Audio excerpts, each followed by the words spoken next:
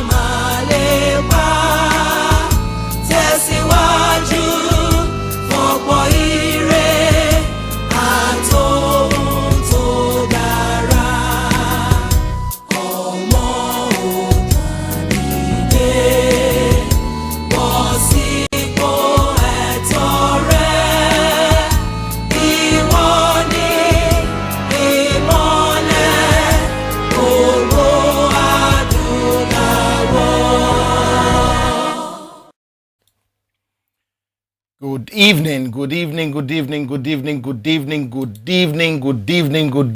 evening, good morning, good afternoon, wherever you are watching me from tonight.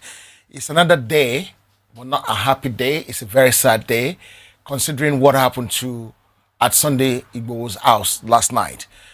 It was a shame that people who we call human beings could go there and commit so much atrocity in this modern world we're in today. I want to encourage everybody listening to me on this program today, because it's going to be a program not like any other program, but a program completely different. Guys, I have a call. I need to mute my microphone for 1 second so that I can see what this uncle wants.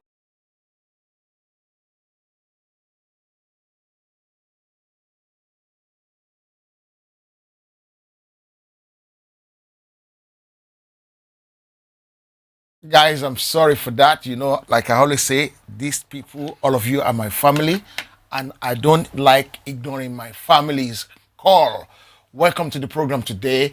Please, can you help me by sharing this program? Invite your friends and family so that they can be a partaker in this program, in today's program. I want to welcome you once again to today's program, a program that's going to be like not any other program, but a program that will enlighten you, that will brighten you after last night or this morning's incident that put everybody in disarray. I'm still in disarray. If you want to know the truth, I'm still angry. I'm still very cross with what is happening. Tonight, I have a panel of 4 guests. One of them is actually missing in transit at the moment, but I'm sure along the line during the program, we might probably be able to reconnect back to him, and he's one of our fathers in the house today. So without much to do, let us start bringing my guests in so that we can hear from them. We can know who they are. One of them is actually a gentleman you know quite well, one of your regular. And the other 2, they're not actually strangers. They're not actually new, but they're people who has been very versatile in our community. I have the pleasure in introducing my guest of tonight to you, ladies and gentlemen. I want to keep the hand on the drum. So, wow, I'm happy. I'm more than happy. Only guess you know me. I'm happy. Only guess you know me.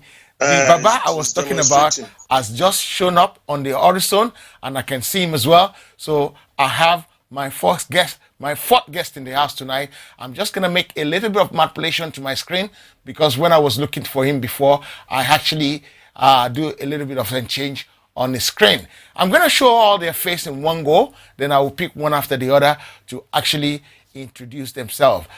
Tonight, like I said, is going to be a different ball game because what we want to look at today is Yoruba emancipation matters, all the matters that we have to consider. These are a team of people that have been in this struggle before. They've actually done some few things that make them achieve some few things. But I have the pleasure in actually speaking to one of them not quite long ago. And one of the things I find out is that I asked him a question directly. Did you make a mistake in 1993 by not fighting the whole thing down to the end? And he actually had a question. If you want to know the answer to that, you probably need to go and watch the program we did in the early hours of yesterday morning. This program started at 2 o'clock in the morning, UK time, or 9 o'clock American time. Listen, gentlemen, welcome to the program. I have the pleasure in introducing all my guests. Baba, when I start introducing, you might have to adjust your camera a little bit, but at the moment, I will take what you have. My Baba, my auntie, my special advisor. Hello, and welcome everybody. We can't hear you. You can hear me? Can you hear me? Mortgage can't hear you. Mortgage can't I hear can you. hear you. Okay, 1 second. I will fix Baba that couldn't hear me. 1 second. One Okay, second. now I'm Quickly. beginning to hear. Can you So hear let me, me sir? see. Can you hear me? I can't hear through the headphone, and the volume.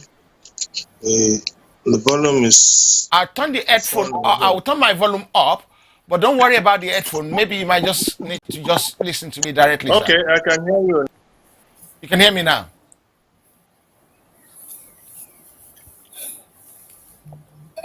I'm okay with the With the volume. volume. I'm very Okay. clear here. Fantastic. I think it's going to fix it. My- So while we're waiting for Baba Mogaji to reconnect back properly, let me go to we're in England.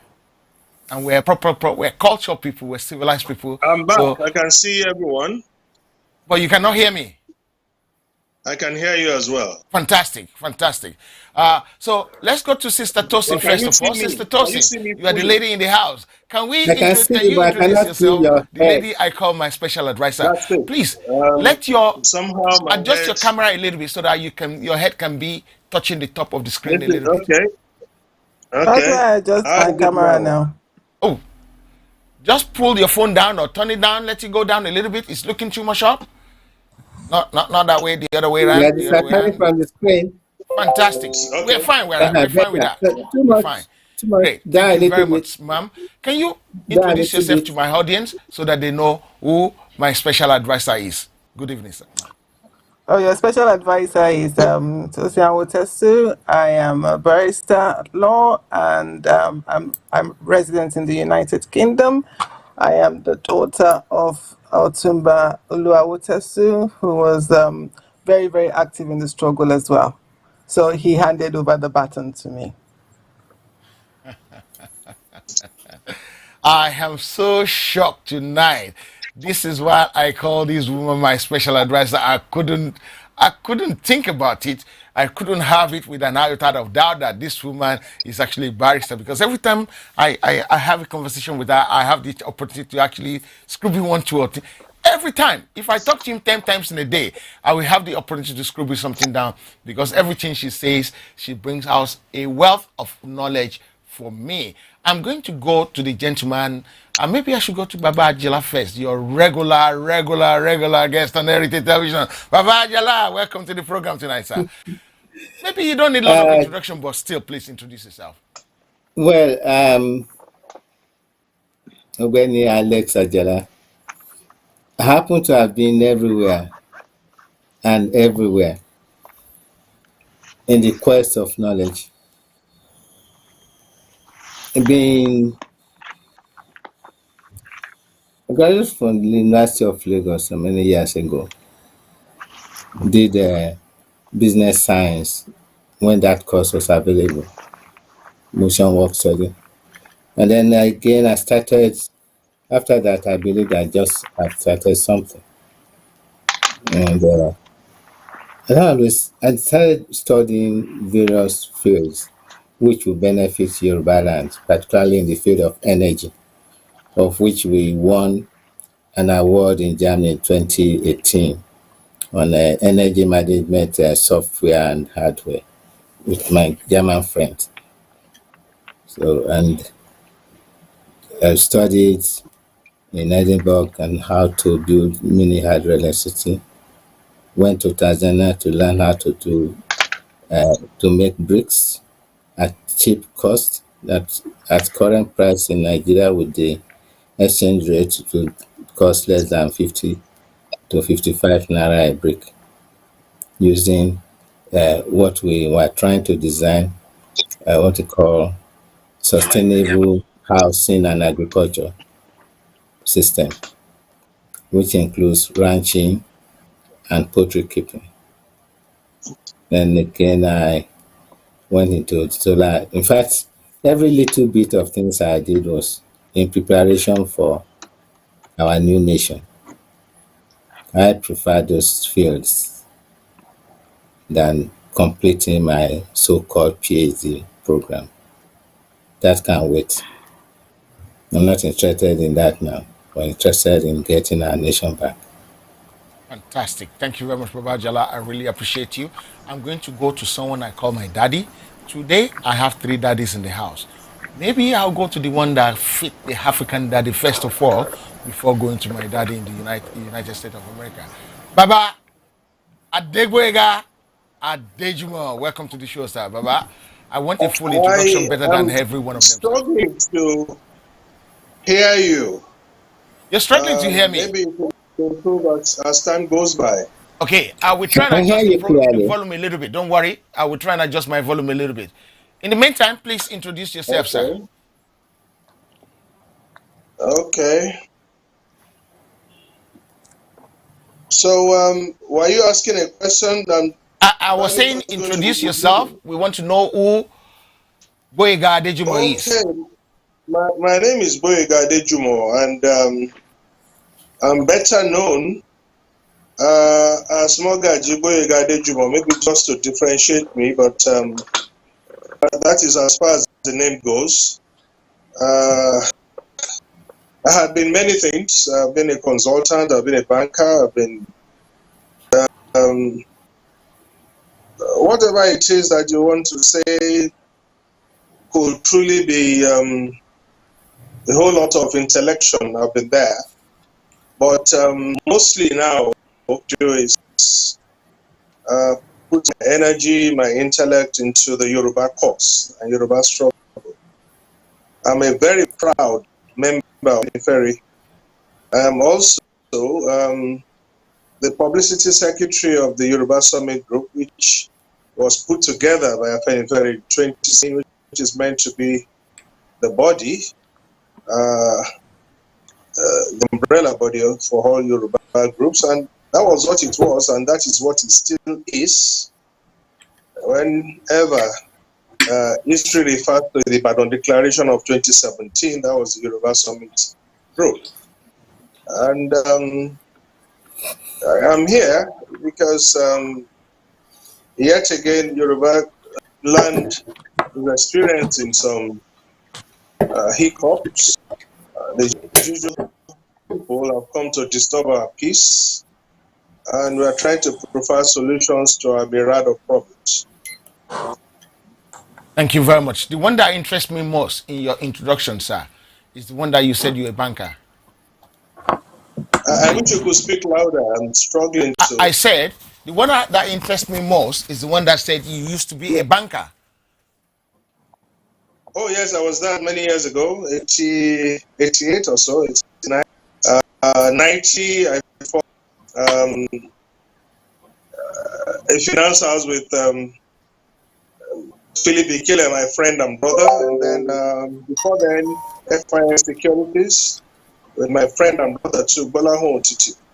In 1991, I started my own finance house called Equity Bank Share. So I did banking for quite a while. I started consultant, then went back to consultants. And to add, the whole of Africa, I was the very first consultant to the World Bank to project implementation manual. That happened in the year 2000 for what is now known as RTEP, Root and Tuber Expansion Program. I wrote the procurement as well as the part of that package. And that was the very first time in Africa the World Bank will allow us consultants to write it. And that is the project implementation. But since then, I've done a lot of consulting. Too many to mention, really. And I'm still in consulting. But the Yoruba cause has taken my time. My passion is how to make it a better place for the coming generation and leave behind a legacy that I believe in the ethics and ethos of the principles guiding Afenifere, which is the Awolowo principle. And I would want to just let everybody know that if you have not read any of the 16 books written by Papa Awolowo when there was no Google, when there were not enough in terms of libraries, and everything came from his head, then you haven't read anything. Because most books these days are just what people have put together and borrow some. You can go on the net and piece together something. But Papa's books, the list of which was 110 pages, and everything came from his head. And that's right.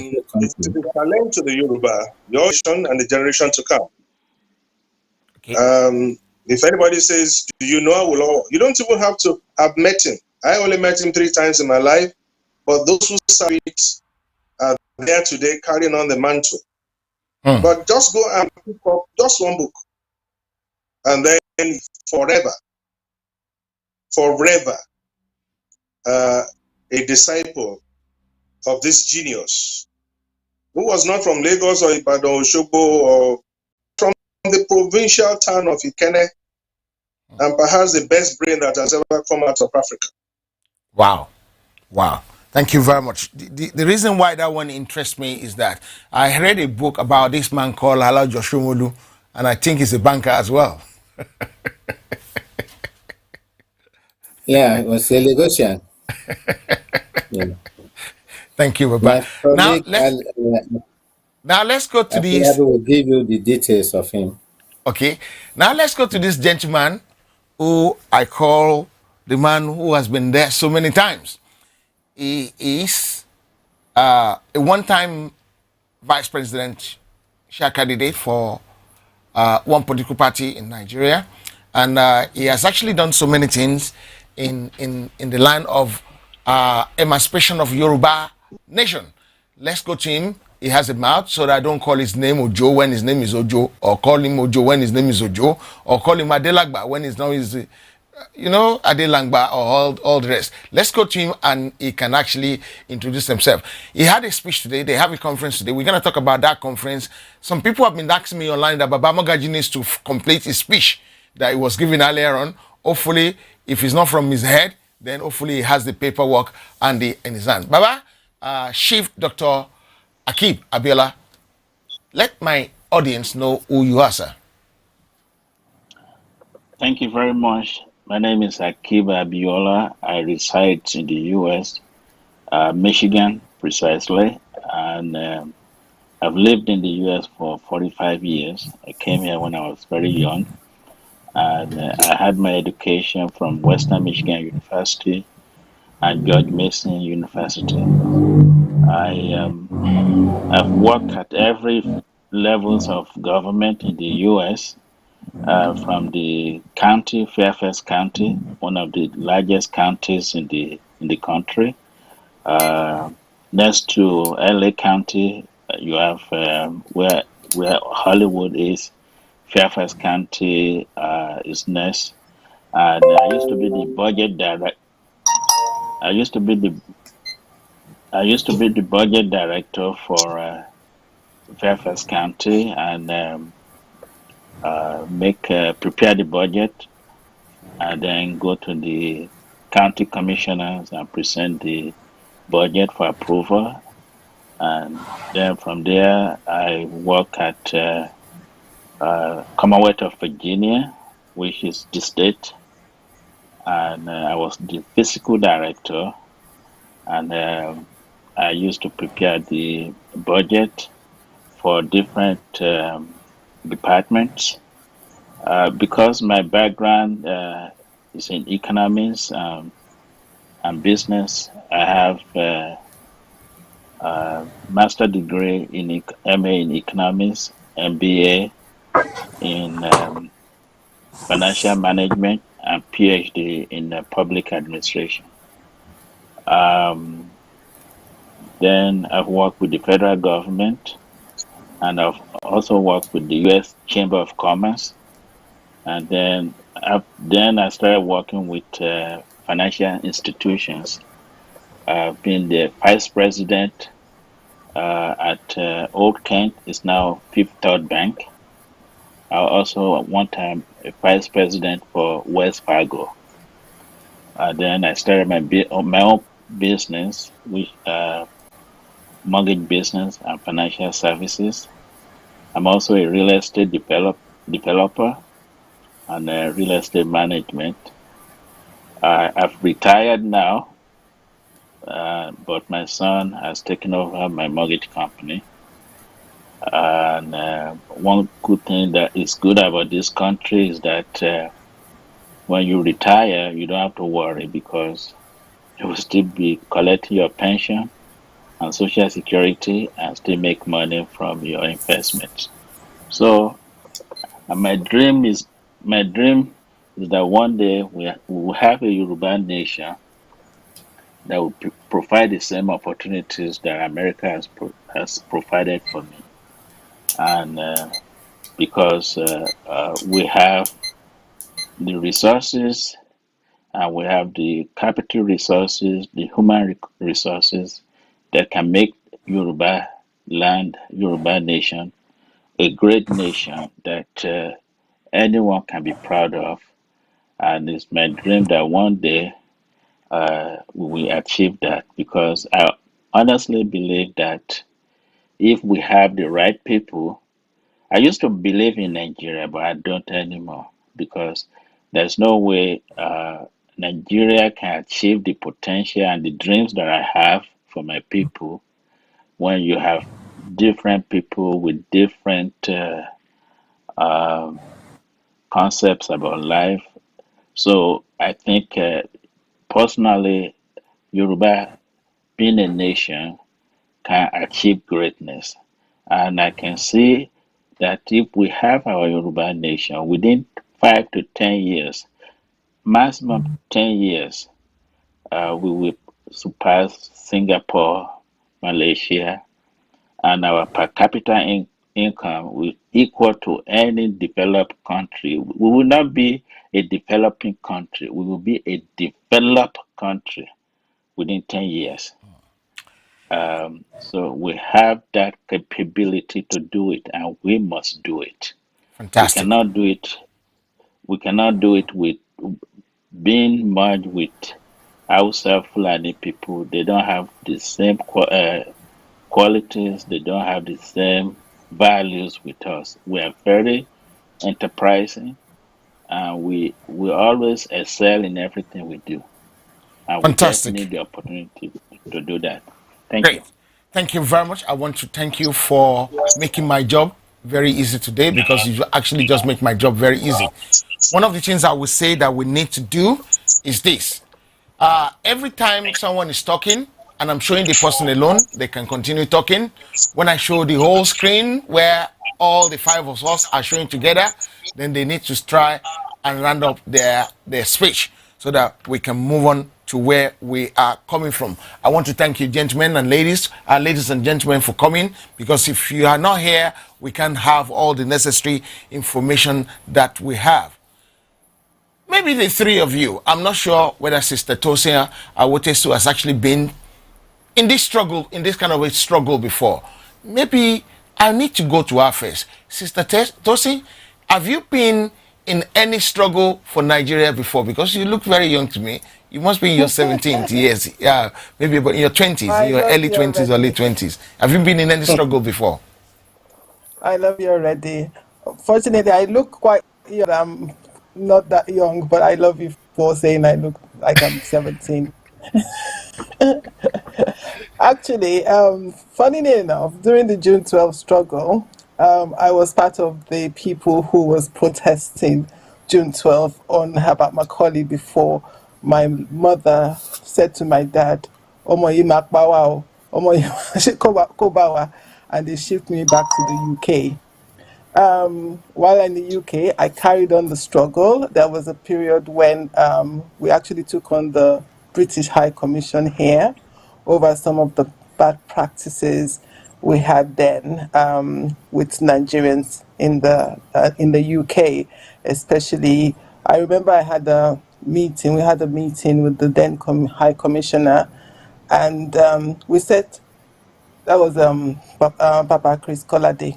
We said in most countries, especially in country that's like Nigeria, when their citizens are abroad, if they get into trouble or even need some sort of assistance, they need to have somewhere to go to.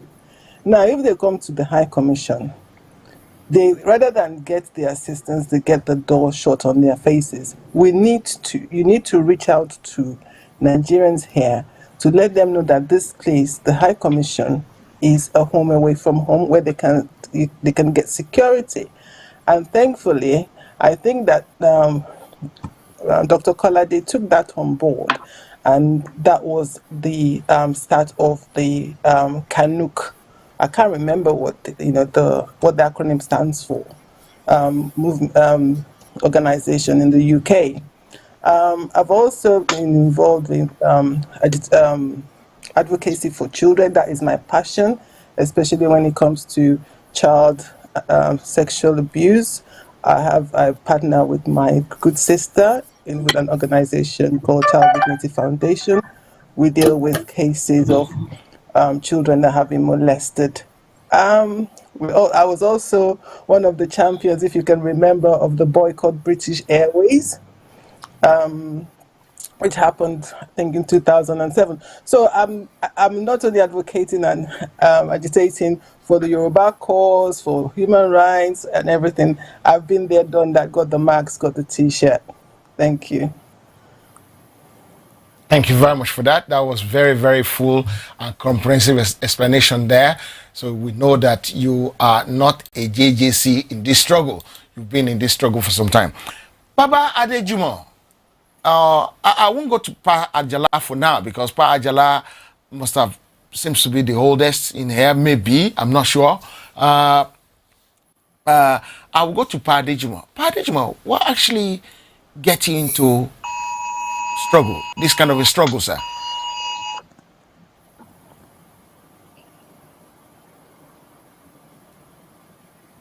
Hello, Baba Magaji, can you hear me? Before I say anything at all, please don't call me Pa yet. I'm on my way, but I'm not there. Okay. What gets you into the struggle then?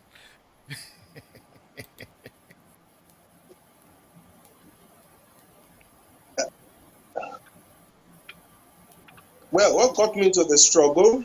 What got me into the struggle is something I met at home. It is what you call Ile Laba Ile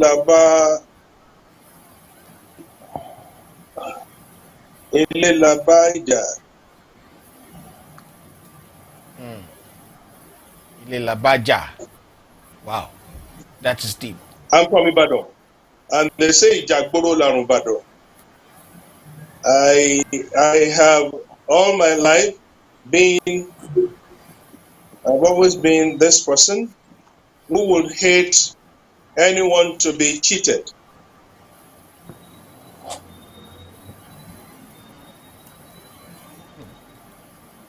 And I grew up in my father's house, who was a reverend gentleman, who was again the son of a reverend gentleman.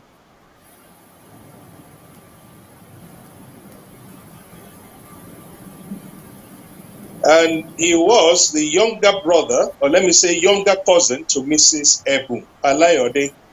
And Papa Alayode was, of course, fully into Afenifere.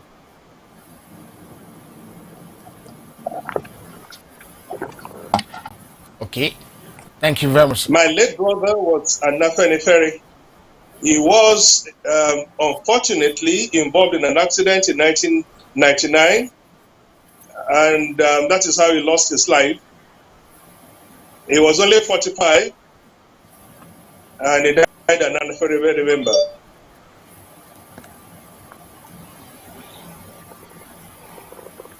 Great. Thank you very much for that. I really appreciate that answer. So let's go to the nitty-gritty of today. Why do we have to leave Nigeria? Why do we have to stand by ourselves? Because one of the questions we want to actually ask, we want our people to know the reason that we don't want to be in Nigeria anymore. Not only because of economic reason, but for so many reasons. Let's try and point all these. Let's try and bring all these points out from one angle to the other. Maybe I should go to Dr. Abiola first. Thank you very much. I'm sure that you watched the event today that took place at the National Press Club in Washington, D.C., put together by Yoruba One Voice under the leadership of Ààrẹ Ọ̀nà Kakanfò, Ìbà Gani Adam. And we spoke there eloquently why we must have our own nation. We presented to the nation, to the world, the atrocities that are being perpetrated against Yoruba people by the Fulani terrorists, and they've been doing this for years under the direction and supervision and finance by the government. So the atrocity that's being perpetrated against Yoruba people are not being done just by herdsmen. They're not doing it on their own. They're being orchestrated, planned by the government of General Buhari, being financed by them, and those terrorists are only executing the order from above. These are all well planned atrocities, from kidnapping, raping, killing, mailing. All this they are doing is weapons of war. They've already declared war against Yoruba people and the rest of the southern Nigeria.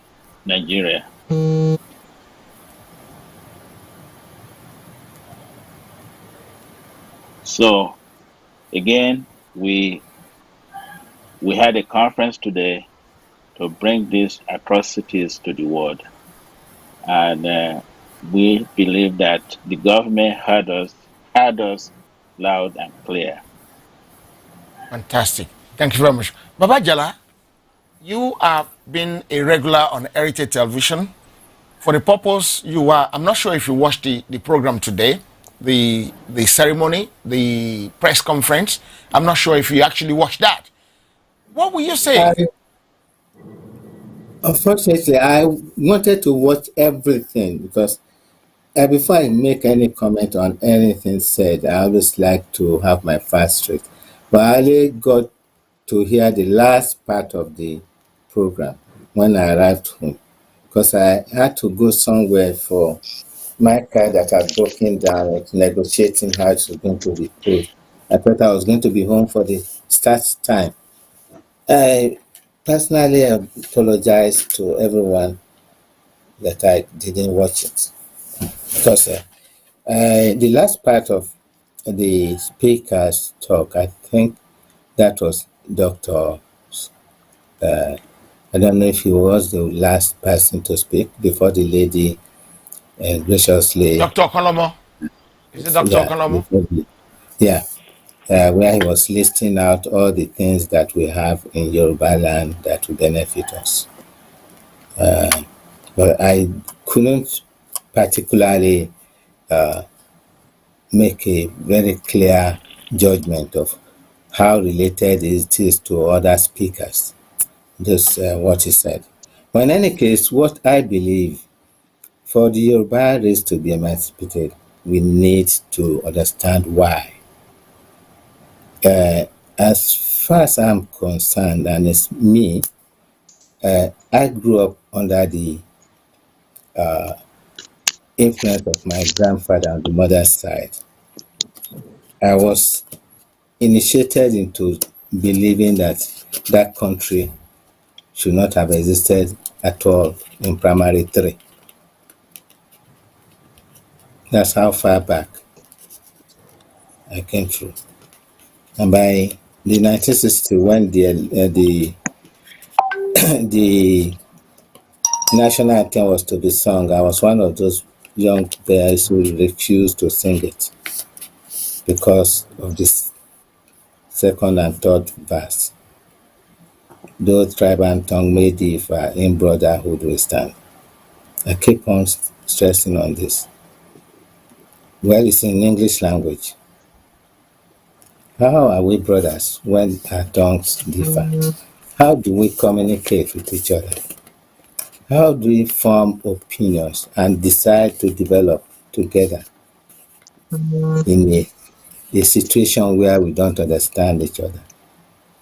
And that is still showing up its ugly head up to now. In spite of all the write-ups by various authors about the rightness of a Nigeria which our forefathers did not create in the first place, I've always said to my colleagues and friends, growing up, we are missing the road. When I got here, the same sing song. Let us support the cause to live. Let us support the cause to live. I joined the NDM in London, and my first thing was that we are saying Nigerian Democratic Movement. What is our objective?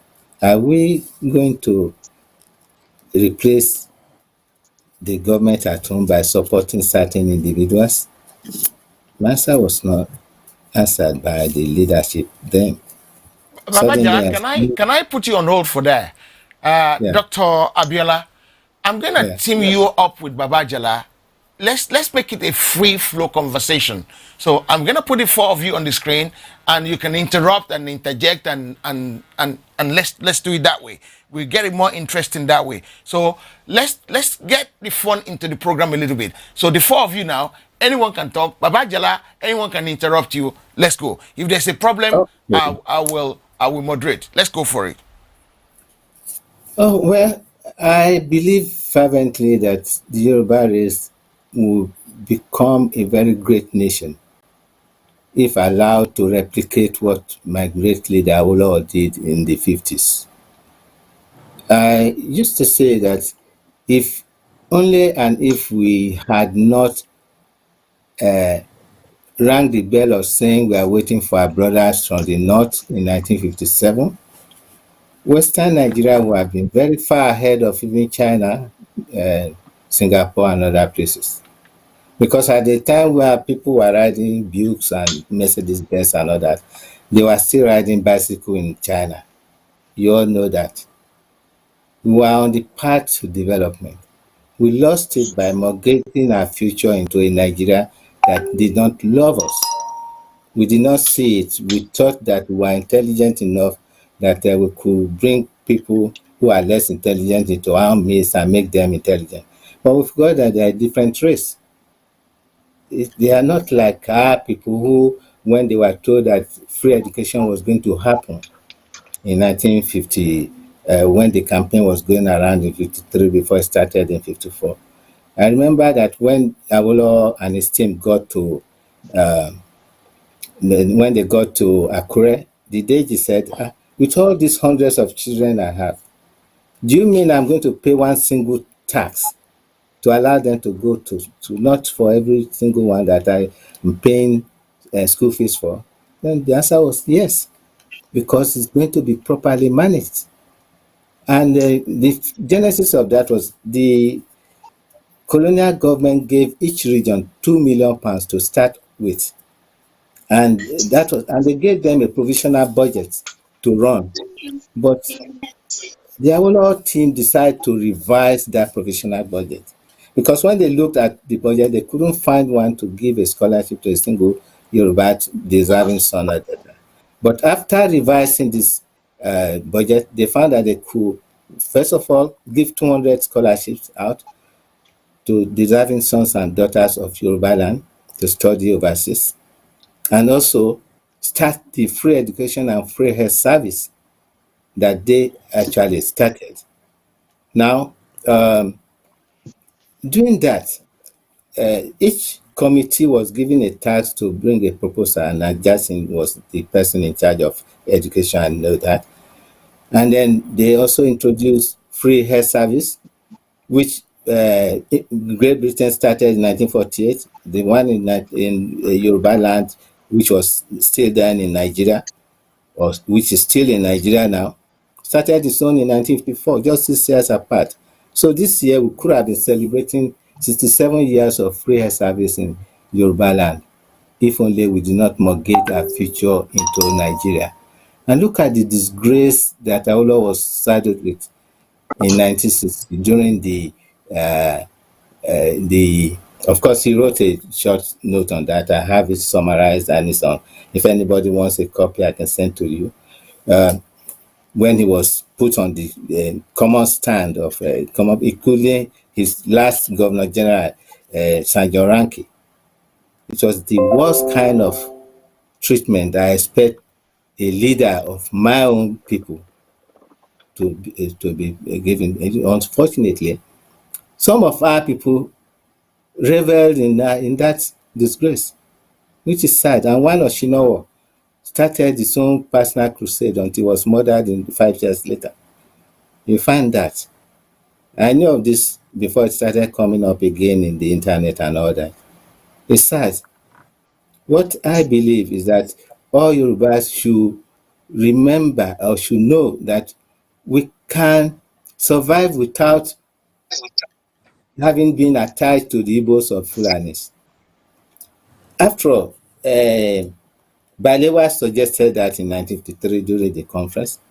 He said that each region should control its own resources, its own civil service and foreign affairs, and only no central government. That was the suggestion in 1953 during the conference in Lancaster. Go and check the records. But unfortunately, that voice I loved of Balewa breaking up Nigeria, who have benefited us, but we have faced our development. We have honed our research and development. Look at where there were already young men learning how to do shoes like the Italians. And Ijebubo, the metal chairs and tables and glass chairs and tables were being made by young men. When Mr. Shenty was the director, a friend, an elderly friend of mine. I can mention many things that we were doing under Awolowo's rule in Western region. He was a great man in terms of that. But I have a but. I will stop so far. I like to come in here. I like to come in here where my brother just stopped. In 1946, there was a Mr. Richards who was the Governor General. And he felt Nigeria had gotten to a place where they should have a proper constitution. Mr. Richards was British. And the very first constitution Nigeria had was in 1922. And that was the Clifford Constitution. It had only 2 Africans. They didn't even say Nigerians. After all, the amalgamation was in 1914. But the Clifford Constitution said 2 Africans are to be admitted into the governance of the country. And that was the Sultan, Tahiru, and the Alafin. I think it was Salafin Ladigolu. Those were the 2 Africans, according to them, who had any role to play in that constitution. And then in 1946, Mr. Richards came and gave us a constitution that was purely unitary, in which case he didn't even look at the diversity. The Southern Protectorate was no more going to be about only one person, the Alafin, being the one that was recognized from the Southern Protectorate. And then he felt a unitary government was good enough, just like they had in the UK. In Great Britain, it was a unitary government. They don't have the 3-tier of government like we have. Once you have the Prime Minister, then the rest are just the boroughs, which are just like local government. No state, no region, so to say. And Chief Awolowo and his Egbe Omo Oduduwa, that's another story, felt that was not good enough. The Igbo nation too, that's what they call themselves, they didn't think that was right. And particularly in the north, Ahmadu Bello was this aristocrat who felt, no, you can't just lump all of us together. But again, they later convinced the northerners that it was the best thing for them. And riots broke out in the south, mainly Enugu, Ibadan, Lagos. And the British had to take Mr. Richards away and brought in Mr. Macpherson, who in 1951 introduced the Macpherson Constitution, which allowed for the first time some kind of self-rule, so to say, and Chief Awolowo became the very first African to run government business, and they called him the leader of government business. In that very simple, non-contentious election of 51 came what has become today a conspiracy theory that perhaps has refused to go. And that was the elections into the Western House of Assembly. There were going to be 80 seats, 10 were going to be nominated British, and the rest 70 to be contested for between the parties. And the 2 parties were, of course, the NCNC, which was formed by Herbert Macaulay, an Ibadan man, if I must say that. And then, of course, he wanted to go, and then the secretary, Zik, took over. And then Egbe Omo Oduduwa, which was thinking, how do we go about having something that will resemble the Yoruba content? Because they felt the NCNC was not going to give the Yoruba the kind of ideas that they have. The ideas of free education, like my brother said, free health, and all that was not in any way relating to anything the NCNC had to give. And in 3 months, they formed the action If I may add to what you just said, sir, the NCNC had already regulated against the Egbe Omo Oduduwa in 1948 Port Harcourt Conference. Yes, I know that. He had, Zik had already put his intention known that he would never work with the Yorubas at that time. Yes. Thank you. I yes. continue. So when the AG was going to be formed, the idea was the NCNC has at that time control of the major cities. They were fully in Lagos, in Ibadan, in Osogbo. They were not so well entrenched in Benin, and they had a semblance of presence in places like Asaba. But then the Awolowo magic was leave the town, leave the cities where the NCNC had been able to gain a foothold, go into the villages, the provinces, go into the masses, go to the people and sell the programs of the AG. They had a slogan, "Life More Abundant," and they needed a Yoruba interpretation, and that was how Afenifere was birthed on the 31st of March, 1951. In which case, how would a party in just 3 months be able to do so much? But then Mr. Cooper, unfortunately, he passed on a few years ago. Mr. Cooper was the electoral officer, and the list, of course, was submitted to him, in which out of the 76, the AG won outrightly 38 seats. And I have that written down. I have written many articles on it. They won straight off 38 seats. So how could you have won 38 seats and then they will say that Zeke won? Of course they didn't. The NCNC only came up with 22 seats. But at that time, the Constitution Mr. Macpherson gave us allowed for independent candidates to vie. But even with that, the leaders must still show affiliation. In which case, you can have an AG member, you can have an independent AG member that is only by affiliation a member of the AG, but is independent. So we had that, and then we had the party that I will call the breaker, and that was the Ibadan People's Party that had 6 seats. Chief Akinloye, remember that's correct. Abodeni, Moyo Abodeni, Oyeshina, and the rest of them, and then of course Penkelemes. Out of the 6 members, 5 went with the AG, and they swelled up the number. At the end of the day, AG won. Zeke never, and I want to say this today because it's important for our Igbo brothers and Yoruba people to know.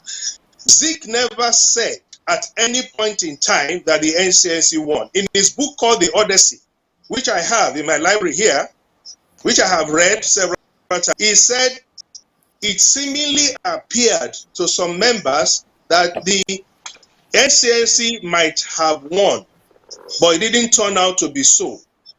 I and a friend of mine that is available to you, Ade Thomas, met with some Igbo guys, Igbo leaders, let me put it that way, in Ibadan. I think in 1979 or 1980 or thereabout. And they confessed that the NCNC didn't win, but they needed to tell their people something to make them believe that Zeke would go back to the east where he never contested and be premier. So that lie will never be sustained because the facts are there. And of course, if we looked at what Papa Awolowo did from 1951 to 1959, we were ruled by the British for a total of 144 years. And they built a number of roads, chiefly about 138 roads. Papa Awolowo, 138 roads of about, I think close to about 90 to 120 kilometers on the stretch.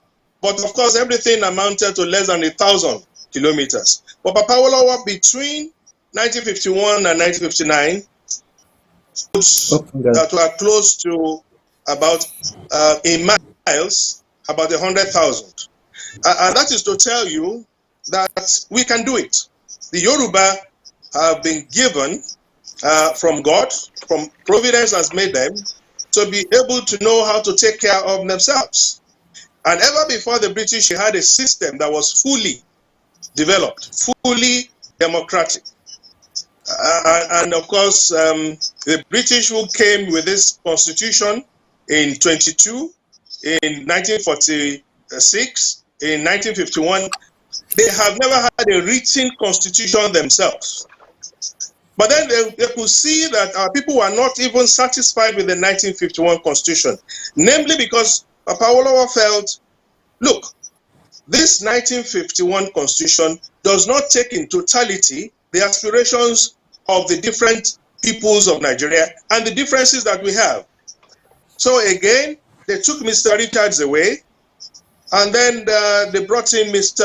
Littleton, who put together the London Conference, where Papa Awolowo said for the first time that any of the federating regions should be allowed to go, and that clause should be inserted into the new constitution that was to come out after the 1953 London Conference. And I tell you, it was Ahmadu Bello who felt that that clause was so needed. And at a time during that conference, he shouted Araba, meaning separation. If we are not going to if I may add to what you just said, sir, that was also contained in the. If I might add to what you just said, because I have this the transcript of that meeting. Part of it. You have the transcript. Before that Araba, Balewa had insisted that every region should be independent and no central government. He did not want a central government, and was already negotiating how to ship their goods via Dahomey through that small river flowing straight down the boundary of between Nigeria and Dahomey. So you see, we actually mortgage our future. That's what I will conclude. But let's go on. Let's go on with the discussion. Can I just say if we had followed the Araba and the deposition of Balewa, then it would have been better. Well, Zik opposed that clause. Zik said, we are a nation and we should not be the people that will say at any time that any of the parts should decide that it will want to go. And the British agreed with him.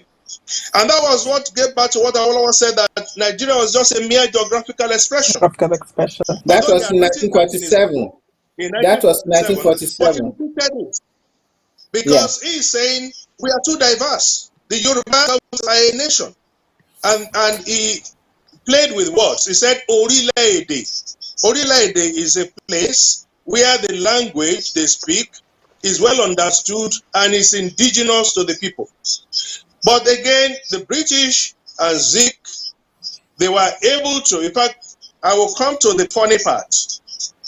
The funny part, you will remember, my brother, was when Mr. Littleton had a pipe, or was it a cigar? A cigar. He was always holding it during the meeting. Yeah, from and he said, if you have to light it, that is to say that this conference will be over and if they will veto anything.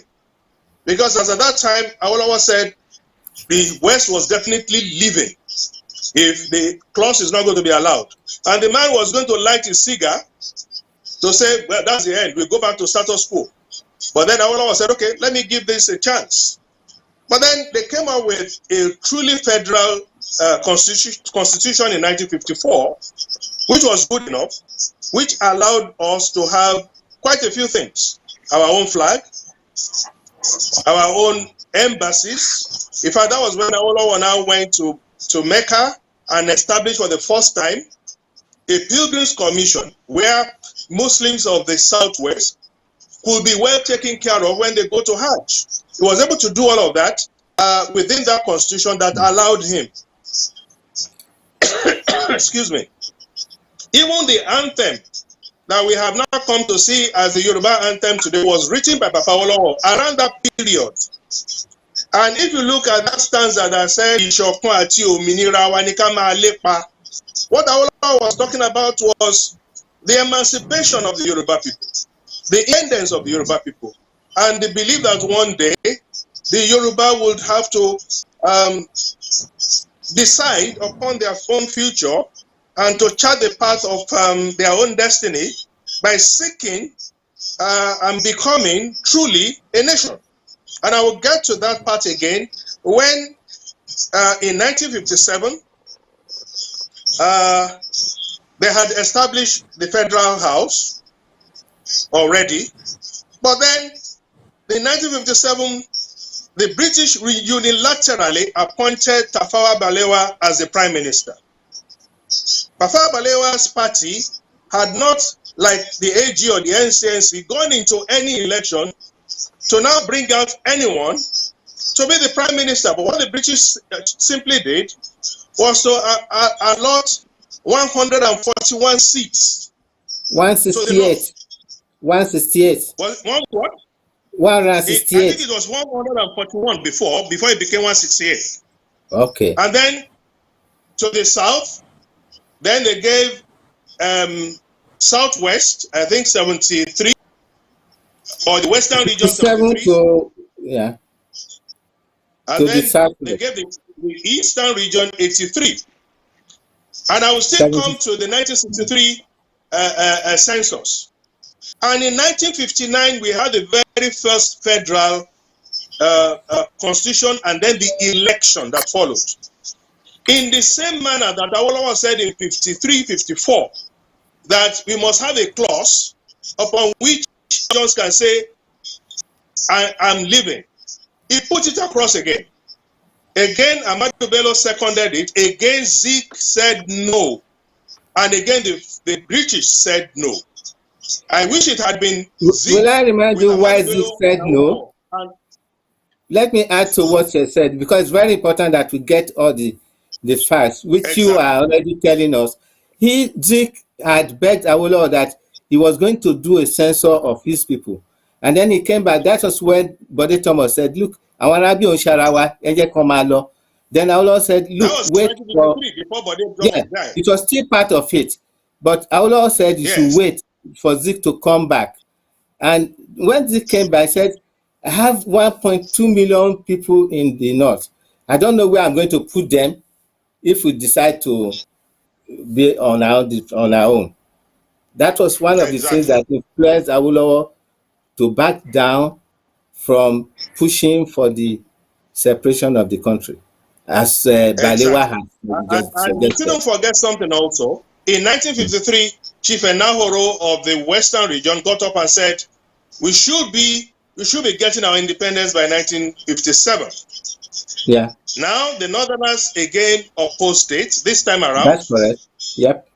And the Easterners didn't quite come up with any reasonable answer.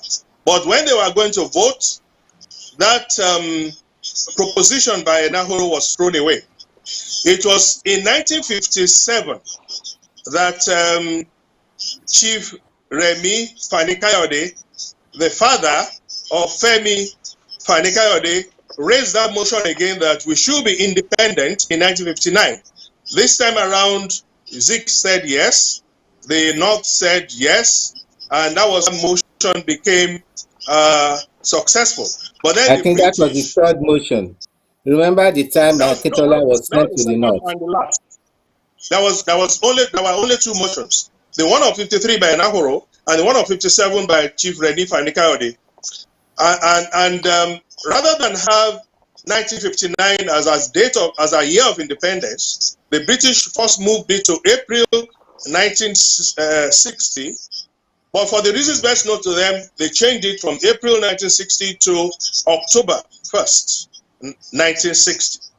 But the very, very, very important factor to bring out of the 1999 election was that the NCNC had the most votes, in which case they had the largest number of votes, the NCNC, and they had only 86 seats. That's correct. They had over 500,000 more votes than the North, and the North had their party they called the Northern People's Congress. The NCNC had more votes than the North by over 500,000. The second party that came with the next, what would we call it? The second highest number of votes was the AG, our own AG. Even beat the MPC. We beat the MPC by over 200,000 votes. And we were given 73 seats. And the MPC that had the least number of votes of the so-called North, that they claim they have 70% of the land, they came third, a distant third. But then they had the most seats. 134. And then Chief Awolowo approached, and of course they couldn't form a quorum, because to form a quorum to have 161 seats, and they had 143. And Chief Awolowo now said to Zik, with your number, my number, we already have 161 seats. You be the prime minister. I will be your deputy. And Zik said, oh, that will be fine. Where do we sign? Asaba. Awolowo and his team were in Asaba. But where was Zik? It was in Kaduna, signing a totally different agreement with the North and teaming up with the North so that they could produce a prime minister and he could be made a titular head of Nigeria as governor general who had no power. Nothing at all.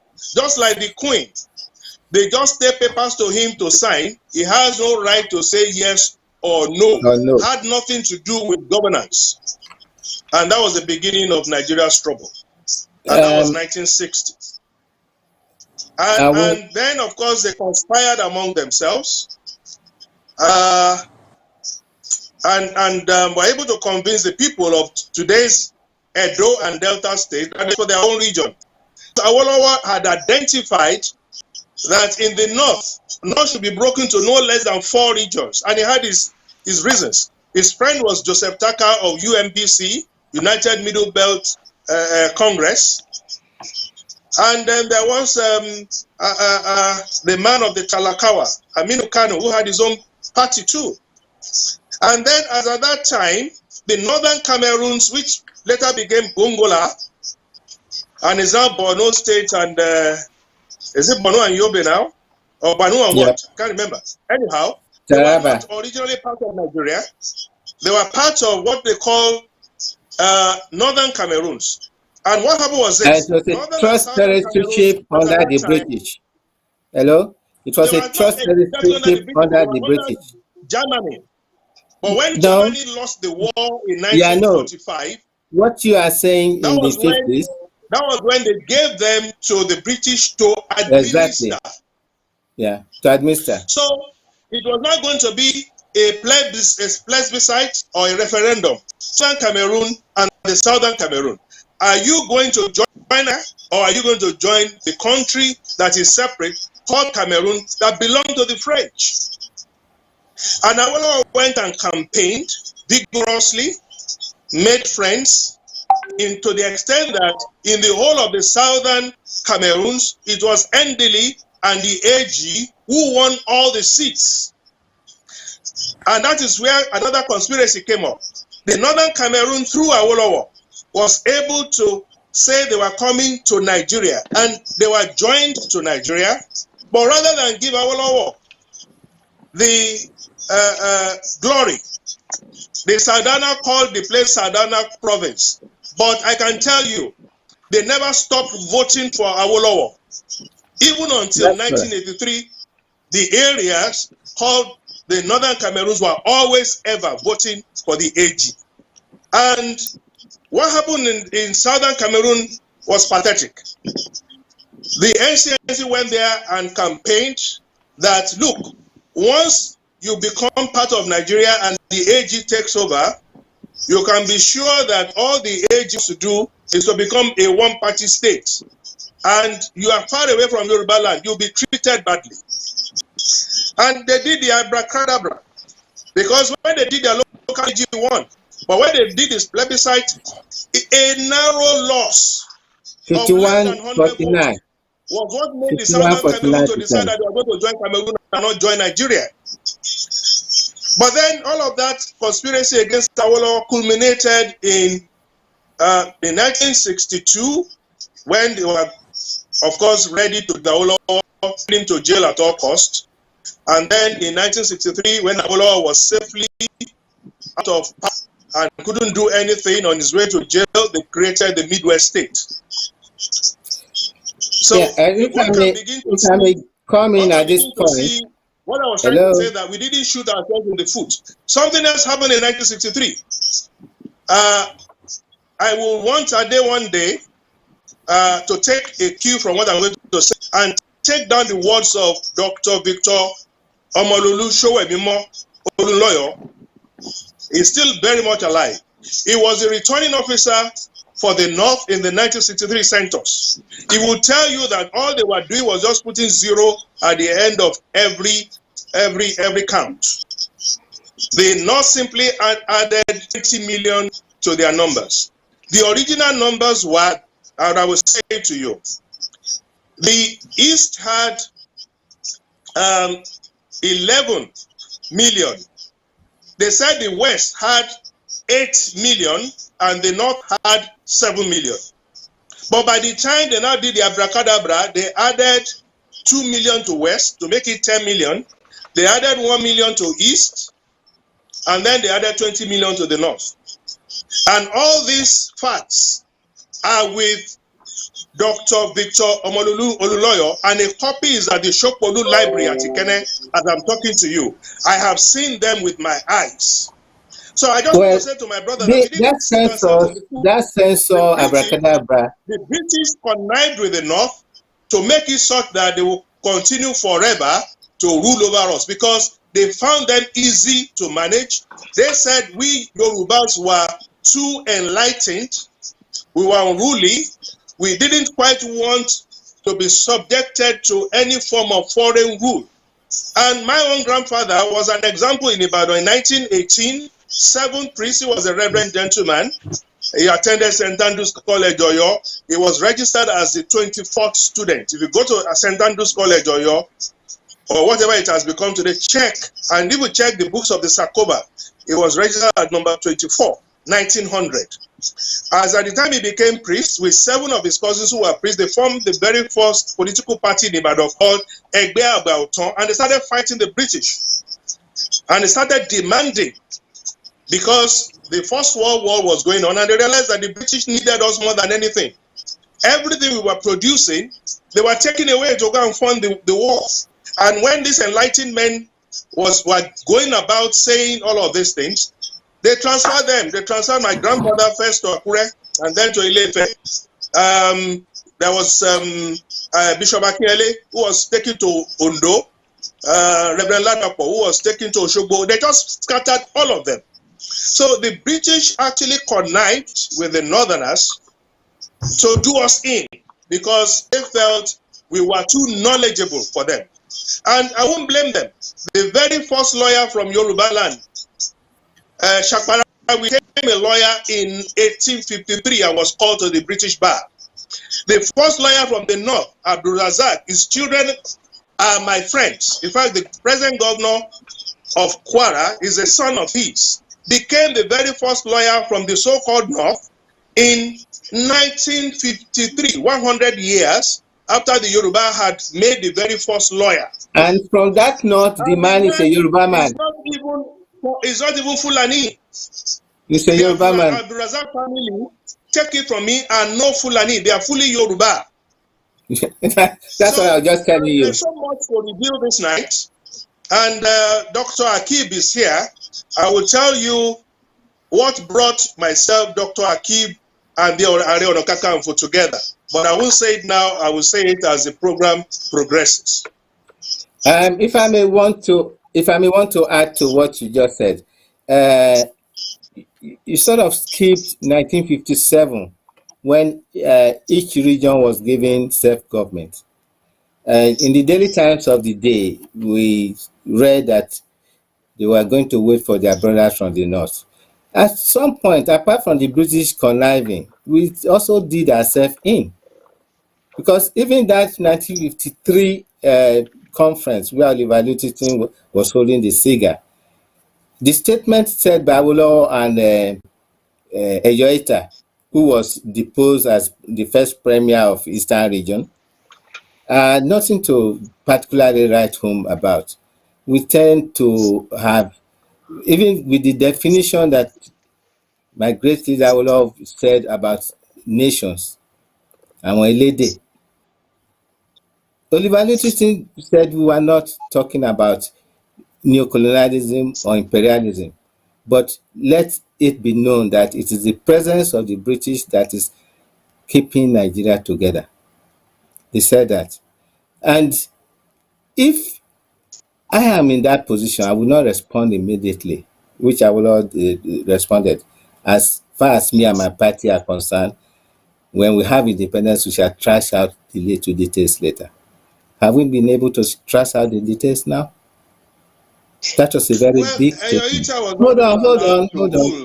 And after that time, on second thought, that he now came up with the having to insert the secession clause into the Constitution.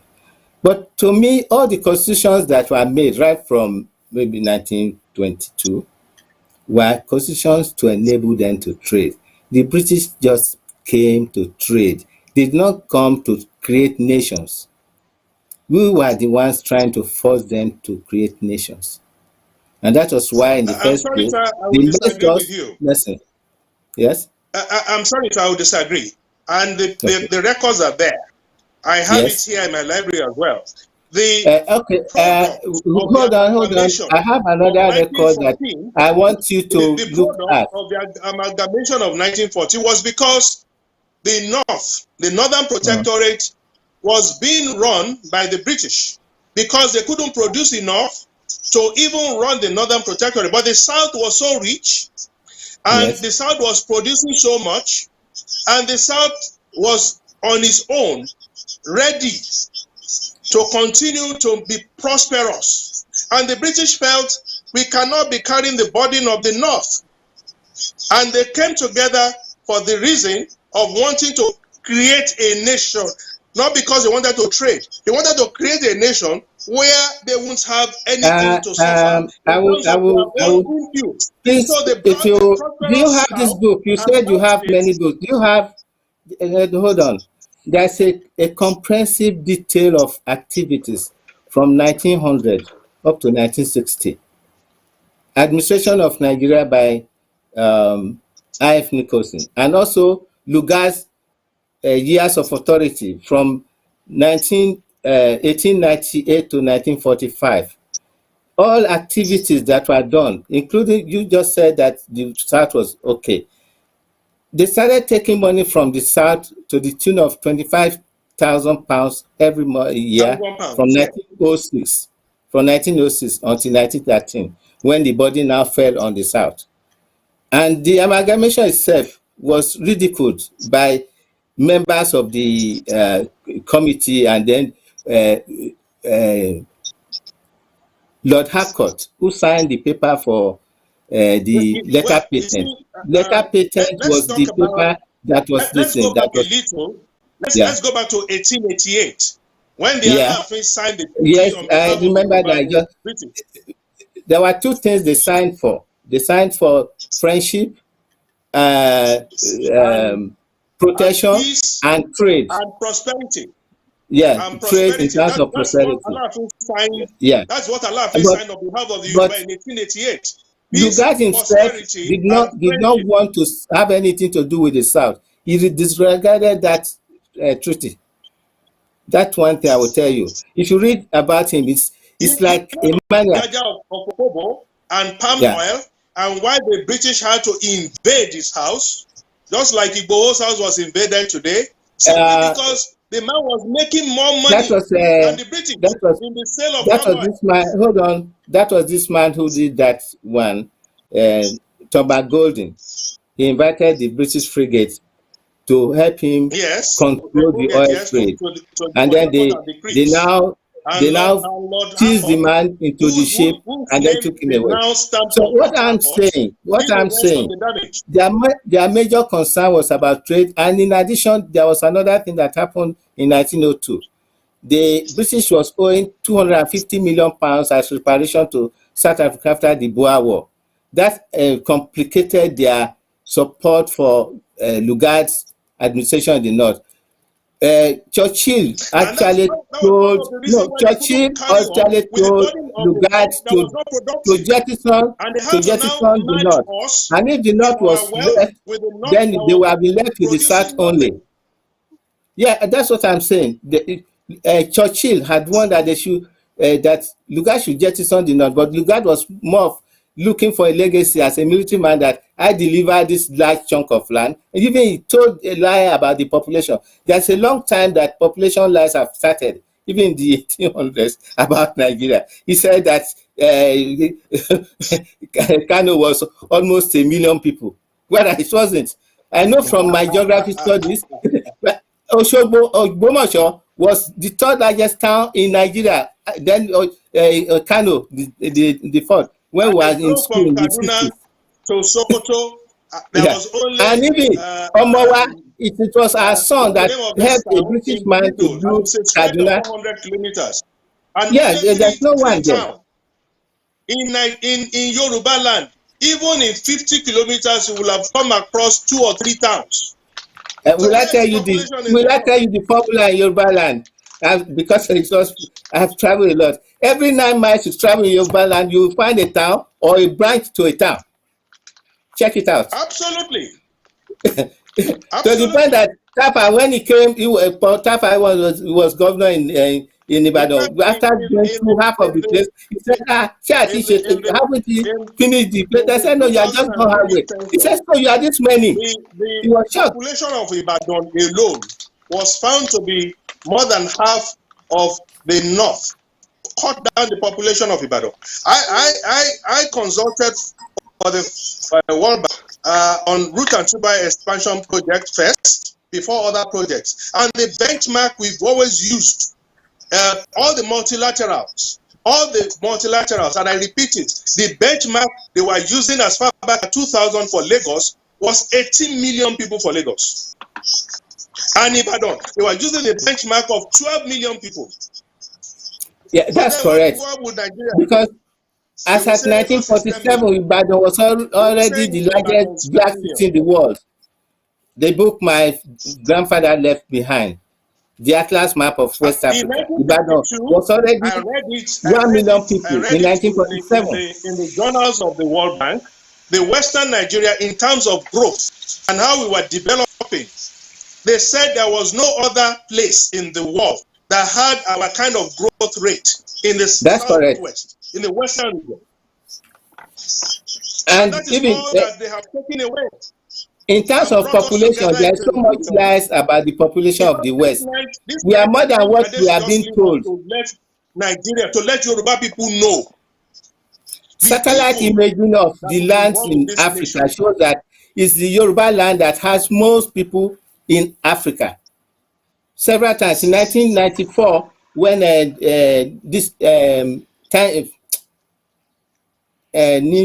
you have the Times and then the other Newsweek published in April 1994 about imaging of West Africa, that there are more people in Yoruba land than any other part in Africa. But we call ourselves a very small nation. Oyo State has how many million people? Maybe 7 or 8. Lagos has 10 or 9. It's just horrible. Thank you, guys. The reason why I allowed this to go on for a little while is for us. If you look at the title of the program, the reason why we have to leave, the lies behind why we were put together, the lies why we were rubbed together and roped together. This is the reason I want them to actually thrash this out so that you can hear with your own voice, with your own ears. Because sometimes, with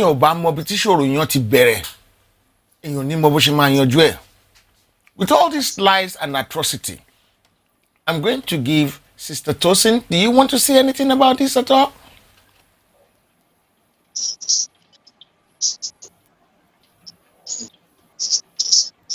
History I've heard here today, I've heard it before several times, and it just pains the soul to think where we could have been if we were not scammed years and years ago. Could you speak louder? I want to hear you.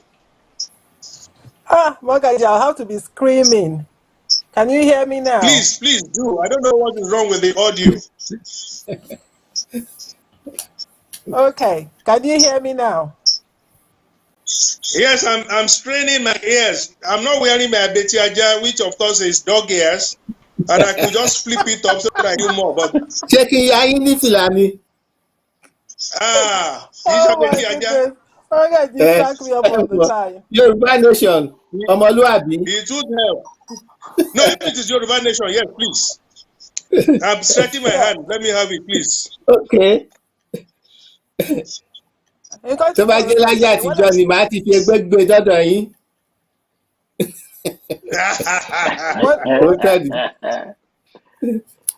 What I was saying is, can you hear me, Magaji? What I'm saying is, it pains the soul that if we had not been scammed as a people years ago by the British and their collaborators in the north, Yoruba nation would have gone leaps and bounds, and majority of Yorubas scattered all over the world will be back home, prospering, progressing.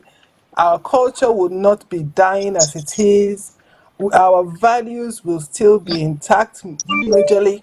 So it's really, really sad that we were put into this ship that was destined to sink anyway, right from the word go, because the foundation was shaky. There were plenty of holes in the ship, so there is no other option but for it to sink, and it will sink. And before it sinks, we will be out of the British contraption called Nigeria. So that's what I have to say on that. For using that word. Where is Chief Dr. Akib? He's here. He's right here. Yeah. My brother. We are with you, sir. We are with you. My brother, I want to hear from you, because a big secret is going to be let out this night. I feel like causing trouble.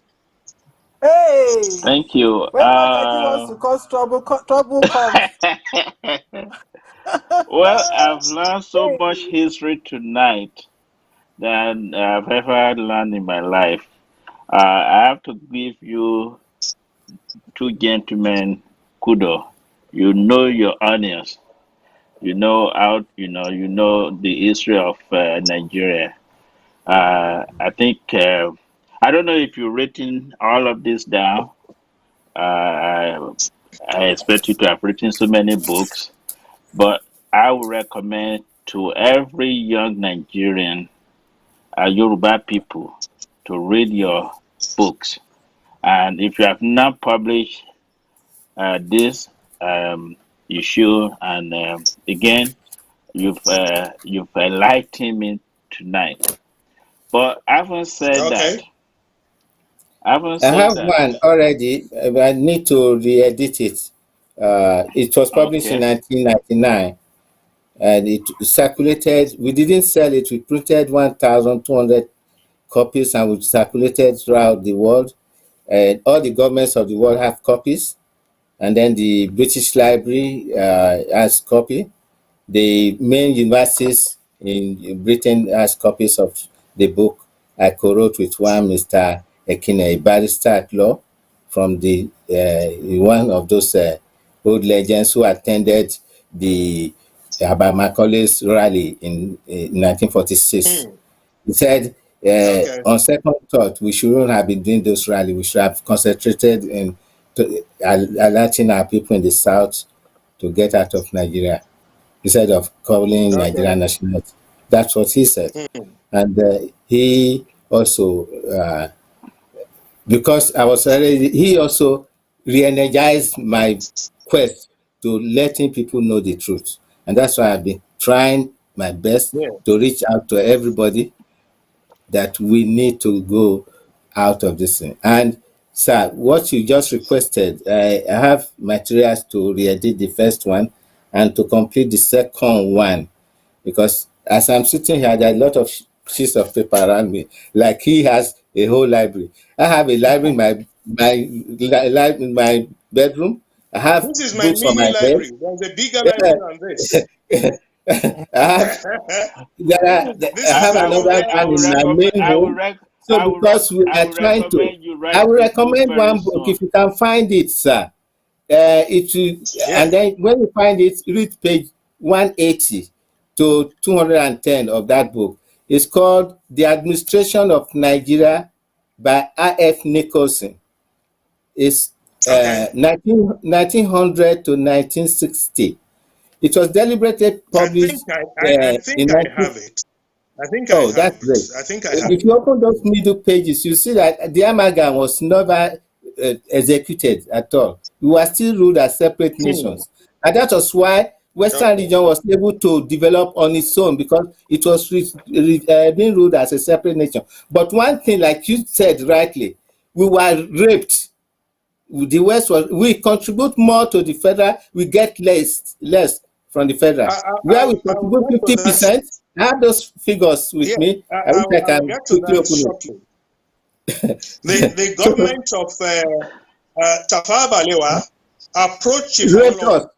Yeah, they raped us Approached Chief completely. Awolowo in 1958 when Tafawa Yeah. Balewa was a prime minister but not elected on Yeah. that platform, but the British chose him. In 1958, approached Chief Awolowo for a loan of 16 million pounds.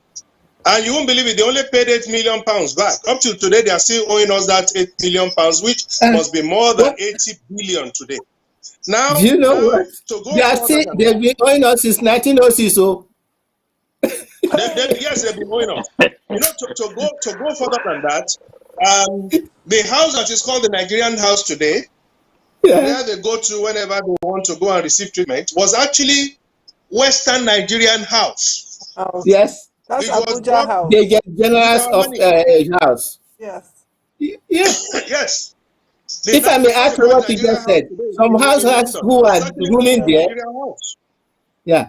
If I may add to what you just said. After the coup of 1966, it was never Nigerian House. It was Western Nigerian House. Yeah. Now, in present day Nigeria, somebody may be saying that, okay, that was in the glorious days. Even in the present Nigeria, we have 3 ports in Apapa. We have the tin can, we have the Roro, and we have the Apapa port. The 3 ports, they contribute 67.8% of non-oil revenue into the federal coffers. We have the Roko, we have Seme, that contribute about 30% of non-oil revenue. That is not all.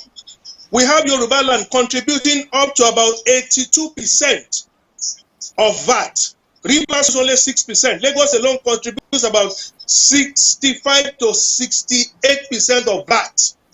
That's that is correct. us. And what do we get in return?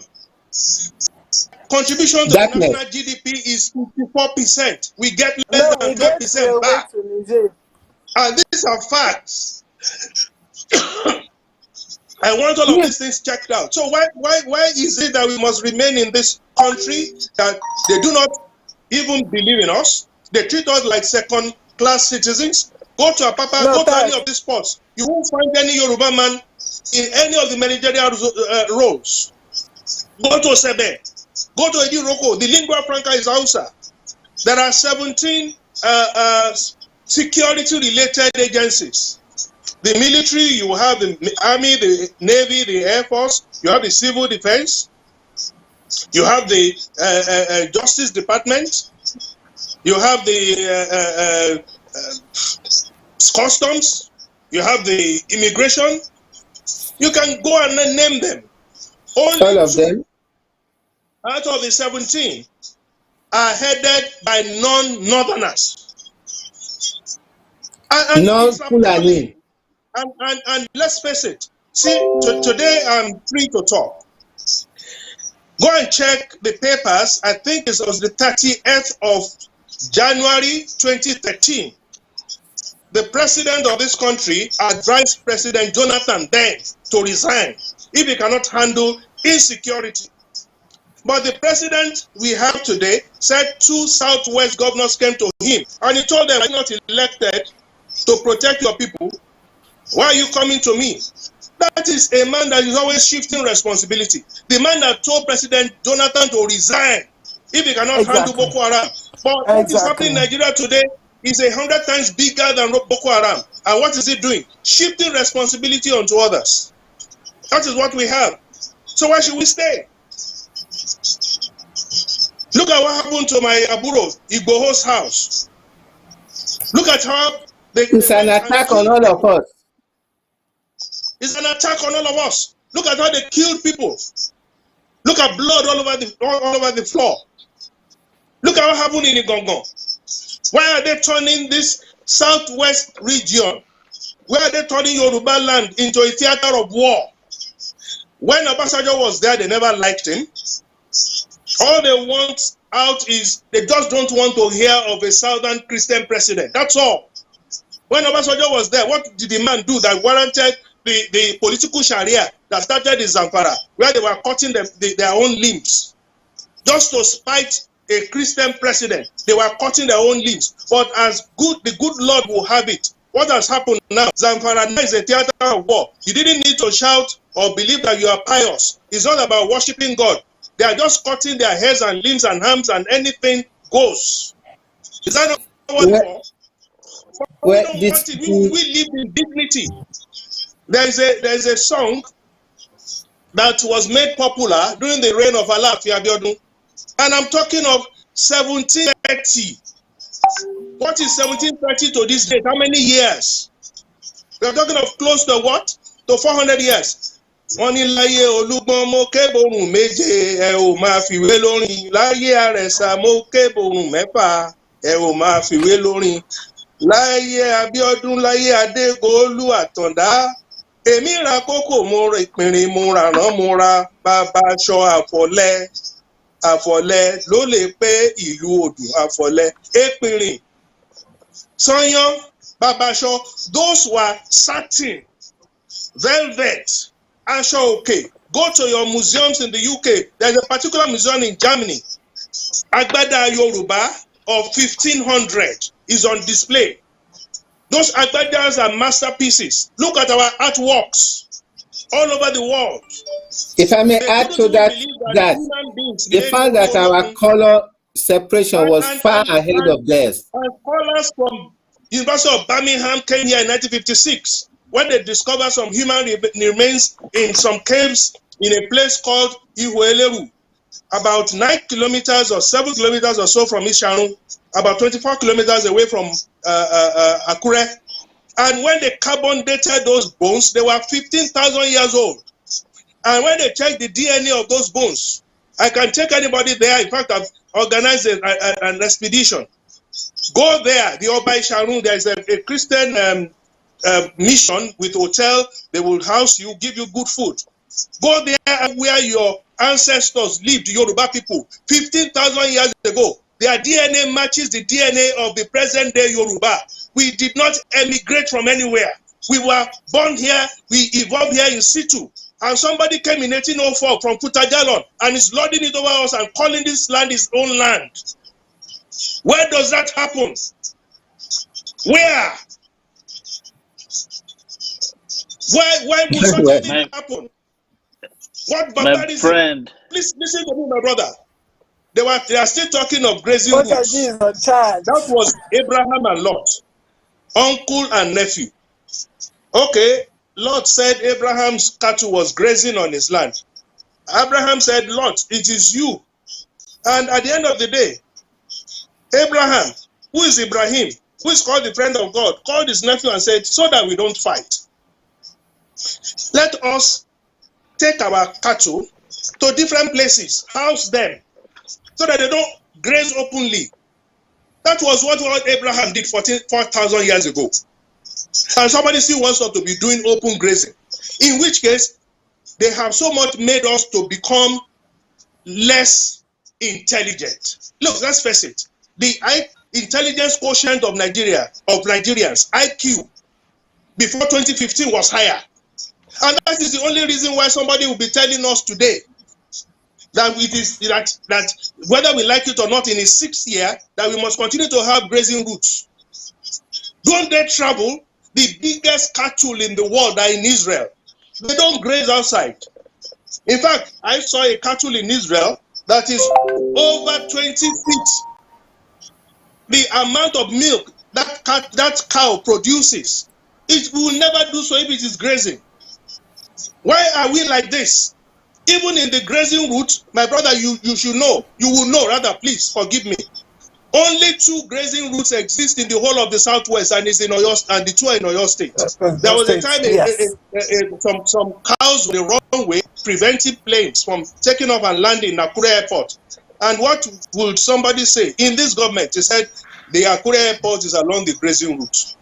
In which case, which one is better? You do not want planes to fly, but the place should be turned into what? A grazing route, an airport. Is that the way the Yorubas are? We live with dignity. We are not the people who would think that a cow is better than a human being, that the life of a cow is better than the life of a human being. We are not people like that. We are not barbaric. Well, Why should like we I continue said, to stay with people who don't understand what it is to live in the 21st century? who deliberately make sure we don't have electricity and are lying that they want to now introduce nuclear power. I just saw that today. My brother, Nuclear power, I man. went to University of Ife. We had a nuclear arrangement at the University of Ife. Some Germans came there in 1977 and said it's one of the top-notch nuclear research centers in the world. Go there today and let's see what it is. After they have done their abracadabra of turning and they everything. They moved the nuclear research into television in Africa was in 1959. Or 2 years ago, they celebrated 40 years of television in Africa.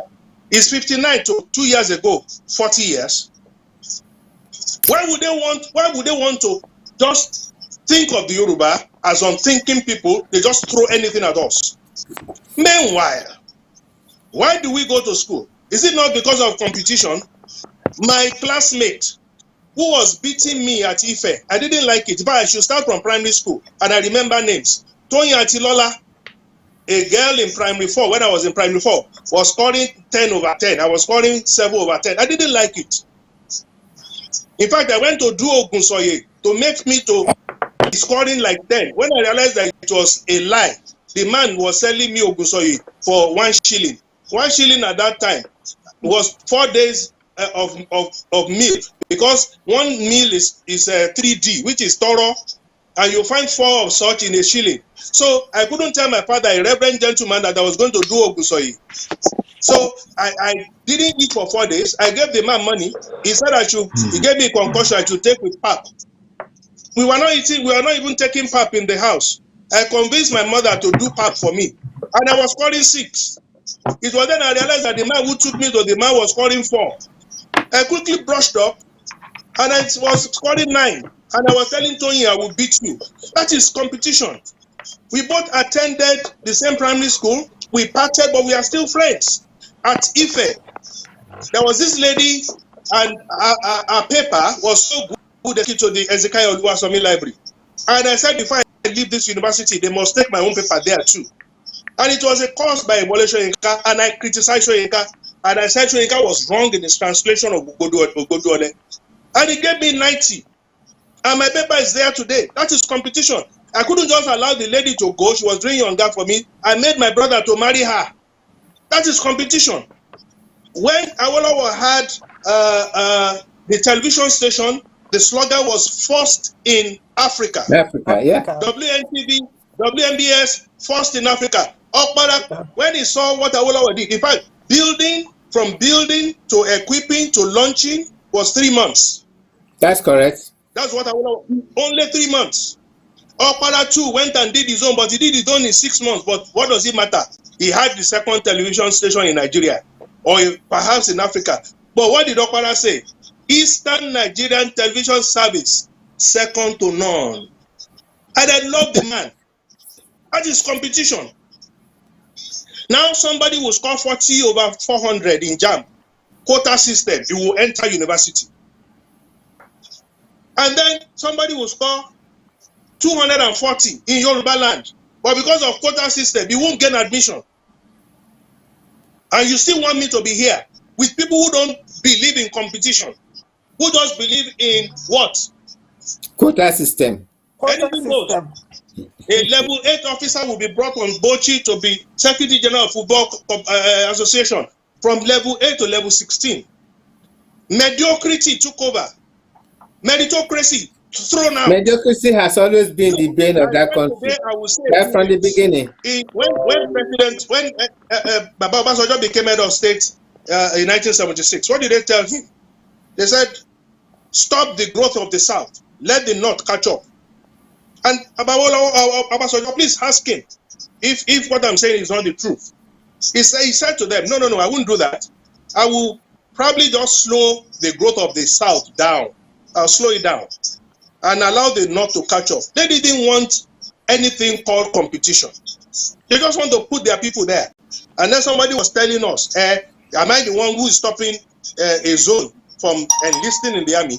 We have our guys in the army who ought to be the best, who get the best of results. And yet they will never be made them chief of army staff or chief. That is just the truth. They treat us like second-class citizens in our own land. We evolved here. At least there is the current president does not have any army qualification. That they found their bones 15,000 years ago, they didn't create themselves. Some human beings gave back to them as well. We may have gone back to 50,000 years. And on this same soil. I want to thank you all. I will tell you how Dr. Akib and I came together. There is somebody that I want Ade to get across to. His name is Professor Leslie Ajayi. He's on Facebook. So look for him. Mention me to him. He was 2 years ahead of me at Ife. But he read medicine, and they spend longer time. And we were friends. His father too, a reverend gentleman like my father, a reverend gentleman, and the rest of it. But he's a cousin to Alafin, even though he's from Ekiti, a cousin to the Alafin. And Alafin told him something when he was going to leave this country, because he said he's had enough. And his land lives in the United States. And Alafin told him, it is in my own time. This President Alafin, Ikuba Bayeye, who is my father, he told Professor Leslie Ajayi that Providence has made it that at my time, we will get our emancipation. We'll be free. And when he told me that story, I said, Alafin is my father. I will go to him. But something came out from my trip to Oyo that we must have an Are Onokakanfo, because the problem with us is our less cause. But then, am I sure it's our less cause? I said I met Papa Olowo 3 times in my life. The first time it was by accident. I drove my father to Papa Layonde's house. Not because of anything, but my father's driver was not around, and that was 1979 or 1980.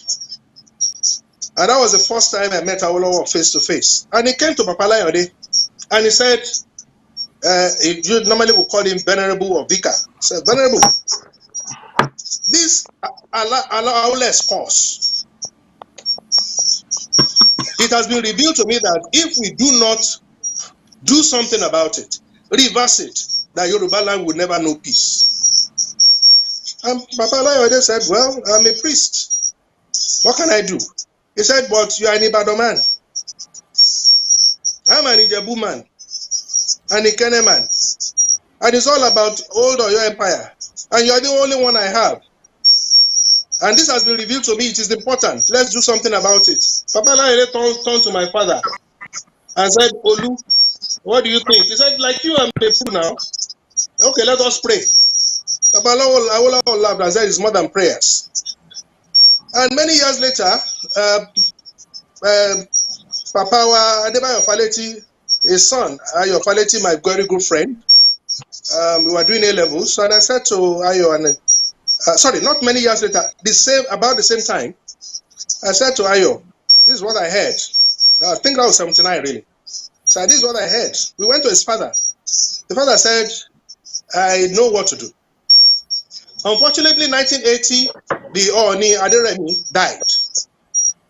But soon after Oni Olubushe was installed, Papa Adebayo Faleti, who is actually from Oyo, Fiditi Oyo, went first to the Oni to say, this outlet course, we must do something. And the Oni said he has received that message too. So now it's not just Awolowo, Papa Alayode, then Papa Adebayo Faleti, then Oni Olubushe, then one of the Omishores, an Egbon of mine, I've forgotten his first name. He told me later that he had Oni Olubushe say that there must be something done about this outlet course. So when I went to meet Baba said we must have an Are Ona Kakanfo because it was between Afonja and Aole. And there must be a way of reenacting, and everything would, at the end of the day, be resolved. That was after the last Are Ona Kakanfo Abiola had been killed. So there was a need to find the Are that will fit into it. The rest is what we are saying. I won't say much. But that which has been the impediment, stopping the Yoruba from attaining unity that Awolowo wrote about, that Ìṣọ̀kan àti òmìnira wa ní ká máa lépa. When you sing that Yoruba anthem, iṣẹ́ wà fún ilẹ̀ wa, fún orílẹ̀-èdè wa, ká ṣiṣẹ́, ká lè jọlà. Then you come to Ìṣọ̀kan àti òmìnira ní ká máa lépa. Ẹ jẹ́ ká fi ìṣọ̀kan àti òmìnira yẹn ká fi ṣe nǹkan méjì tá láti ṣe. Ìṣọ̀kan is our unity. Òmìnira wa is how we will get ourselves out of this rut. Gbogbo ìjà tá ń bára wa jà ó tó gẹ́. Tí ò bá ṣe lé Ìgbòho lónìí, ó lè jẹ́ lé tèmi lọ́la. Gbogbo àwọn tó ń fi ilẹ̀ Yorùbá jẹun lórí irọ́, tó ń pariwo self-determination lórí irọ́ tó yẹ pé owó náà ń gbà. Ẹ má jẹ́ kí ègún tí Ààrẹ Ọ̀nà Kakanfò tó ṣẹ́, ẹ má jẹ́ kó ṣẹlẹ̀ yín lórí o. Gbogbo ẹni tó bá ń ṣàbúrú nílẹ̀ Yorùbá kó ṣèwé agbẹjẹmọ́wọ́. Ìṣọ̀kan yẹn tẹ́ ẹ̀ bá wá èpè yá tẹ̀lé yín o. We must break that course, and that is the work that Dr. Akib and myself have been trying to do for many years now. Ẹ jọ̀ọ́ nítorí Ọlọ́run, àṣírí ńlá kan ló jáde sílẹ̀ Yorùbá lónìí. We must reverse that course. I will volunteer to be part of that movement because ó ká èmi náà lára. Mi ò ní sọ jù bẹ́ẹ̀ lọ. Yeah. So you get another member of that team. So we will talk together. Torí ó wà ní ọkàn mi ara nǹkan tí mo ti mọ̀ láti kékeré ni. I want to thank all of you guys, my daddies, my sisters, for all this. You mentioned Igbo's house that was attacked. Sister Tosin, what can be done internationally about this? The oppressors are allowed to carry guns, but the oppressed are not allowed to carry guns. Internationally, because the other day when Mazen Abdikanu was, I would not say arrested and extradited, I would say he was kidnapped. Because that's been confirmed by the Kenyan government now? Yes. Did he go through any legal process to get him back to Nigeria? No, he was kidnapped. Exactly. That's why I say he was kidnapped.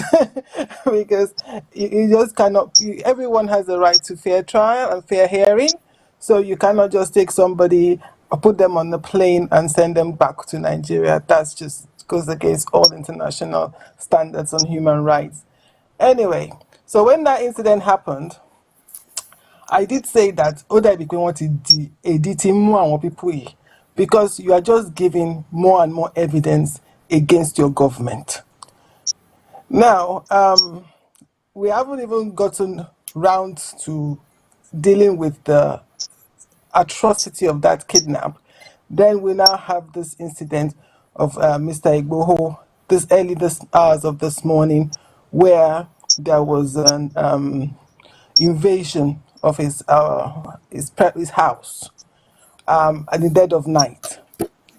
I've just been sent a video of the DSS where they said that they did carry out the attack, and that they were shot at. Now, I want to ask if it is normal practice in Nigeria. Maybe Mogaji, you can tell me if it is normal practice in Nigeria to go to people's houses at 2 a.m. or 1 a.m. to effect an arrest. Anyway, back to your question. What can be done? We can pile pressure on the international community. The NSAS process was a key indicator of what we can do, because we did get a hearing in Parliament. Unfortunately, we did not pursue this. I want to appeal to my diasporan brothers and sisters. Don't sit back. This is the time for you to now engage your government. I know there's a lot of distrust with the British government, and I can understand it, but let it be on record that you did engage with your government, because we are going somewhere with this. I can't reveal too much of it to you, but we are going somewhere with this. Engage with your government. Get yourself political power, because I don't know if you remember, I was talking to you the other day about people not recognizing the power they have in the diaspora. We have, as of last count, we have 120,000 Nigerian passport holders, not British passport holders that are Nigerian passport holders in the United Kingdom. Let that figure sink in. Now, we haven't even looked at the figures for people who have the British passport residents in the UK. Let us now come together, because if you look at it, majority of those in the UK are southern Nigerians. These guys don't stay here, because when they come to do their education, they just go back to Nigeria, because the job is there for them. The job that they have prepared for them, where there's no competition, there's nothing, they just walk straight into the role. Meanwhile, my brethren from the south that are here, they do all kinds of menial jobs, even jobs that they are overqualified for. So you see, there's so many reasons why this has to end. There's no going back. I was in a meeting yesterday where I said that I had to apologize to the people at that meeting, that I am sorry that I even thought there was any hope for the country called Nigeria by believing in restructuring. Because with the attitude of these people, even if you restructure the government, maybe 20, 30 years down the line, there will be a mad person who will come up again and say, no, we are bringing down this whole constitution, everything that we did, your fathers and mothers did, and we're going to come back to the way it was before. Because the people don't have a conscience. When it comes to their self-preservation, they have no conscience. So the best thing is let everybody go their way. Go your way, do your own thing, live in the 18th century if you want to. Don't hinder our progress. So let us all come together, try and work together as one unit. I'm not even going to say it's just Yoruba. Every southern Nigerian. I am very, very particular about the numbers. Get engaged, get involved, get your MP. The letters, the petition Nigerians signed during NSAS, it did do something. And we need to put the British government on headlights now, that we know what you are doing. We will expose what you're doing. So please, there's something we can do. And we spoke about it before, and we'll speak about it, but I don't want to reveal too much online, if you know what I mean. Yeah. So I very much appreciate what you've just analyzed. But one thing I want us to be educated about is that the country had already been divided. The soldiers who came to this thing are infusions of Nigerians and Nigerians. No, That but is the those from, DSS said that. No, the DSS yeah. said that they did carry out the operation.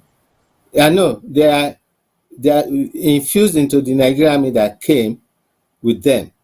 There are French-speaking Nigerians in the Nigerian army already, and they have been being distributed around by Buhari's team. That's the fact. He brought them because in the some of first the place. people in the house said they were speaking French. The Yeah. people that came. Yes, I heard that So report too, that they are speaking French. But the yeah, thing is, you already have, as my brother says here, you already have a Nigerian army. You see, there are so many. That's why we're not even having an effective NAS. And you know, the irony, the tragedy of this thing is, in 2019, in 2015, we warned Nigerians. We said, even if you want to pay, you want change, ask questions, investigate. But it was like there was some sort of trance. Okay, you now said, okay, 2019 election, we need to kick Saraki out. Fell for it. Now you have a NAS that is a rubber stamp NAS, because there are so many actions of this present administration that is worthy of impeachment. But no have a one is NAS going that to has, impeach him exactly, and because no they one are is in doing control. anything.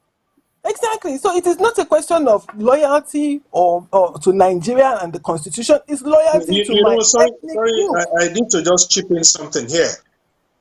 Yoruba, láti Yoruba ronú, ǹjẹ́ àti di Yoruba ponú báyìí? Too There much. was a time this shout of Saraki must go, Saraki must go. And after that, they were even signing petition, scrap the Senate. Yes. Look at Lagos. It's sad. With the population of Lagos, only 20 local governments, which means 20 members of the House of Reps. Kanu and Jigawa, between the two of them. Look, in 1963, Lagos had 4 representatives. Kanu only had 1. In 1979, Lagos had, 76, Lagos had 6 local governments or so to Kanu's 2. Now, in this year of the law 2021, they broke Jigawa out of Kanu. Between Kanu and Jigawa, they have 88 or so local governments. Lagos has 20. If you go to House of Reps today, the number of Northern House of Reps members over the South is close to 100 or more, maybe more than 100.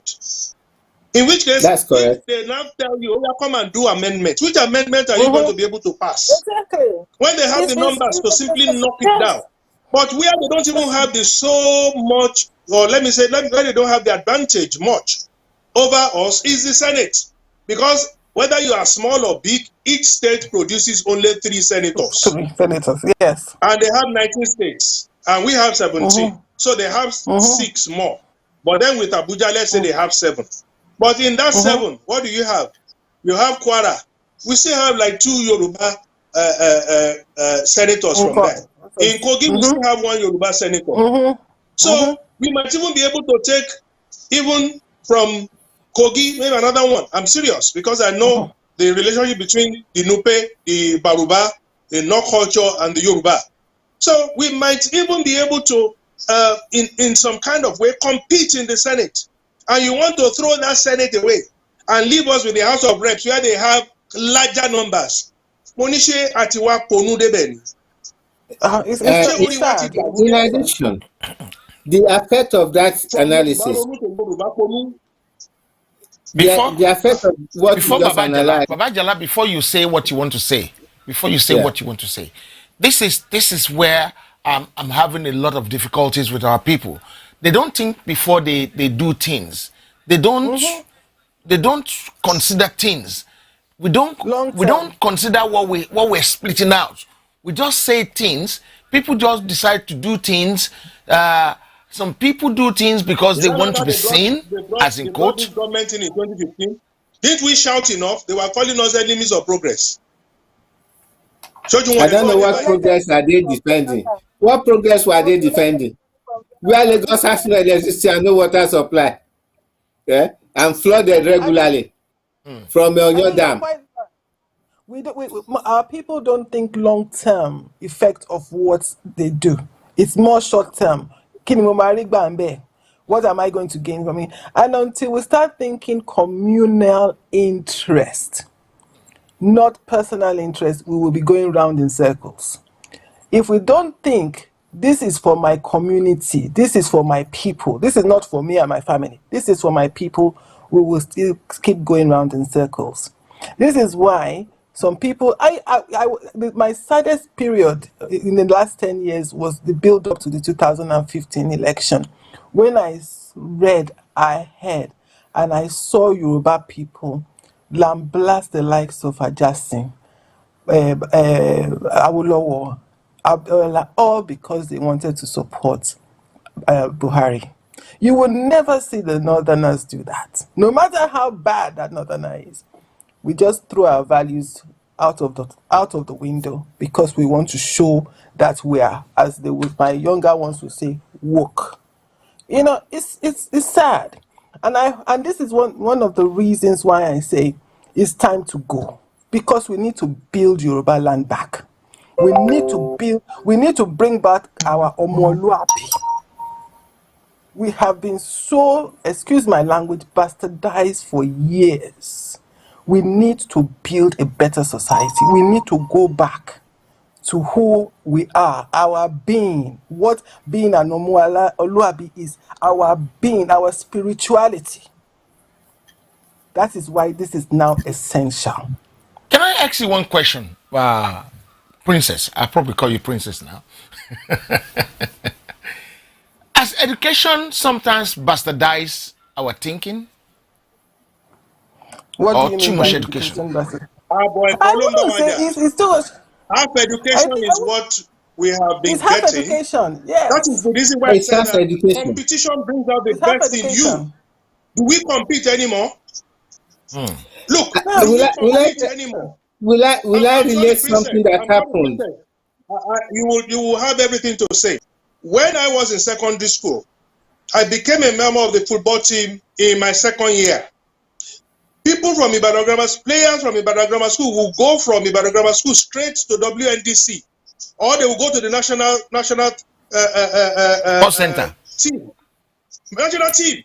People like Irene Wosu, Samson Siasia, Thompson Osei, straight from secondary school. Straight from secondary school. And Ogedengbe, his goalkeeper, went. Irene Wosu from St. Fimbas, straight from secondary school. When did my big brother, Big Sheg, when did he become a national player? Look, there was my friend, my very good friend, Professor Patutomi. We were together in Abuja for a conference about 2 weeks ago. And we still belong to a group, and we are trying to revive football in terms of competition. He was a Loyola boy. In fact, Patutomi is an Ibadan boy. Tell him that I said so. He's an Ibadan boy. He went to Loyola. He speaks Yoruba. They had Lukula. Lukula was scoring goals. We got to the final. We beat them 6-2. Ibadan Grammar School. I was reminding him.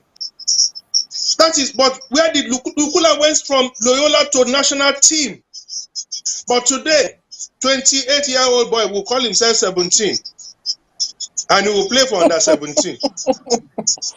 That is what we have, because football is not even in the secondary schools anymore, where it should be well situated.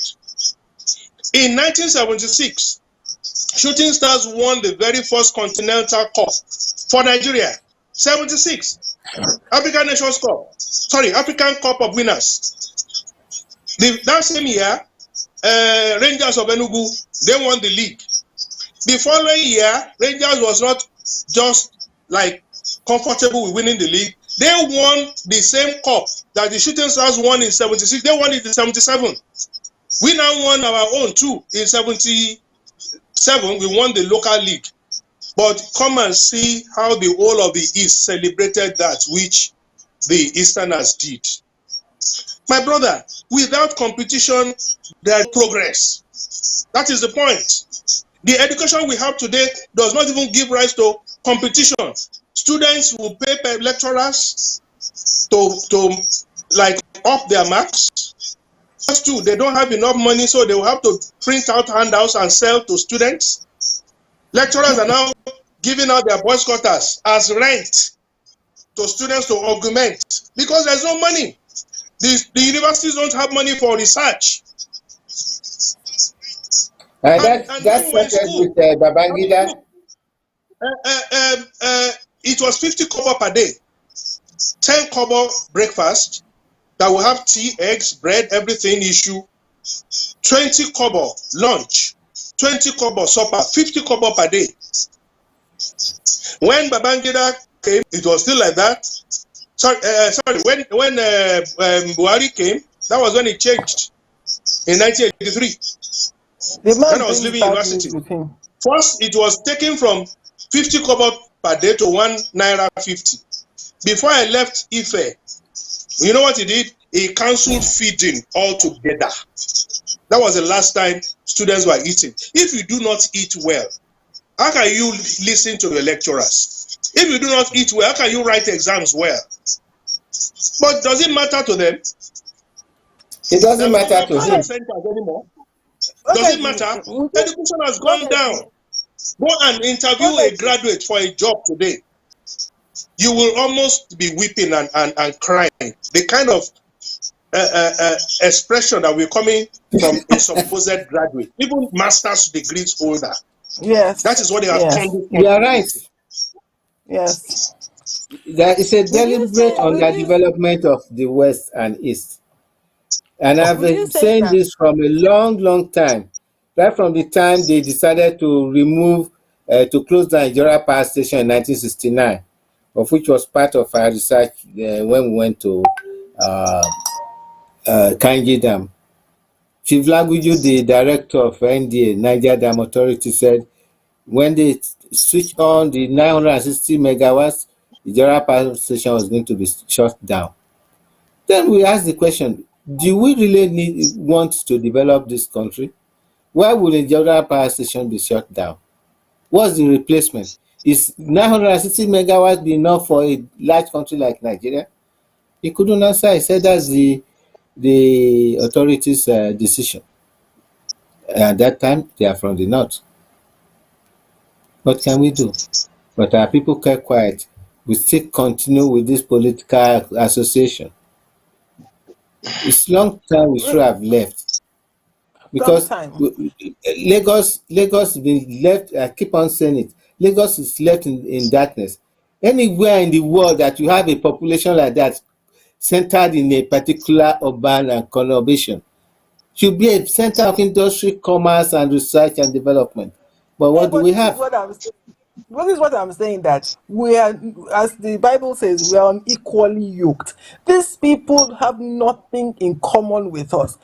Progress, prosperity is alien to them. They don't want to know. So, enough is enough. I don't know how best to explain it, because they have nothing in common. It's like taking what do you call it? It's taking Britain and going to join Britain with Qatar. It doesn't make sense. That's a good example, isn't it? It does not make sense. So because Jambe, we are tired. Let everybody go their way. If you want your own country for cows to be strolling on the street, eating, drinking tea and coffee with you, they do it. We need to move. Can I throw this question open? 2/3 of 19 states. The judge, is he a Yoruba person, a Fulani, a Igbo, Hausa person?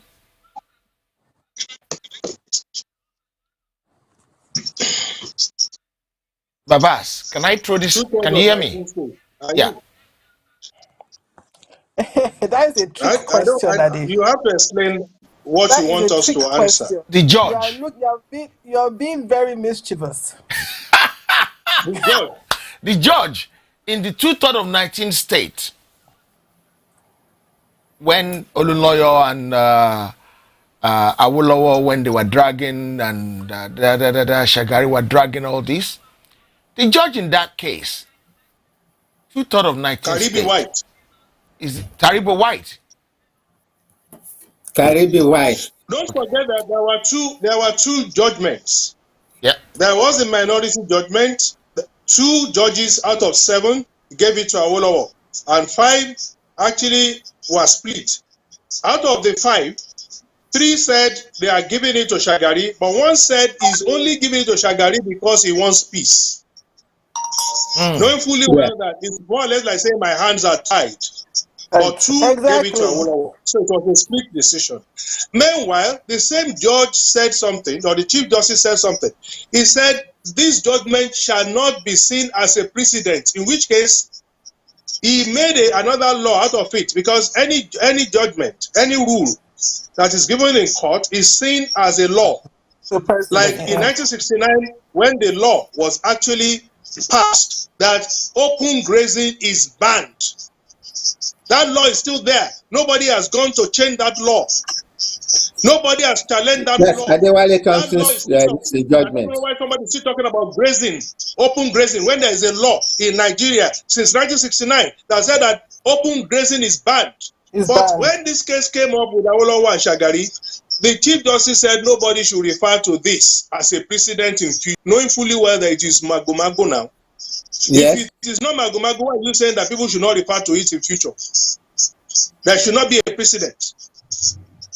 When somebody says it's because I don't want the country to explode or implode, that's why I'm saying that I'm going with this. Always have to come to that. And usually it is the interest of the Fulanis that supersedes the interest of the so-called nation. Thank you. We are not a nation in the first place. We should just understand that. It was a scam brought together by the British. Okay. The reason I asked that question is there why I don't care attitude that get us into this more trouble? Or in a lot of ways, the Yoruba have done more than any other ethnicity to keep this country one. Who was the chairman of the board that chose Abuja as the federal capital? Was it not Justice Abuja? As Justice Abuja. And what did he say? He said the center of Nigeria was somewhere along where we have AIT in Abuja. That's the center of Nigeria. Let us build the capital around the center. Are they not taking it over now? Since they started using that place as the capital of Nigeria, have we ever had a southerner as the minister of the Federal Capital Territory? Go and check. It's always been a northerner. They've kind of taken it to be their own. It was a Yoruba man. In fact, there was a time somebody I respected so much growing up. He was even my hero. Taisho Lani suggested with Professor Soyinka that we should adopt Hausa as our lingua franca. You can imagine what that would have done if that had been taken over.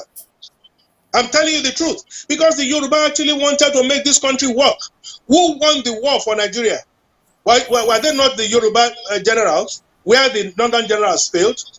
Murtala Mohammed was recalled away from the war when he was losing people. Look at what happened at the Bridgehead in Asaba, going towards Onitsha. Yeah. How many soldiers? Yeah. Look, those who won the war were General Akiliade, my dear Egbon, and in his book he wrote about sweepers. I hope I will have to talk about sweepers today.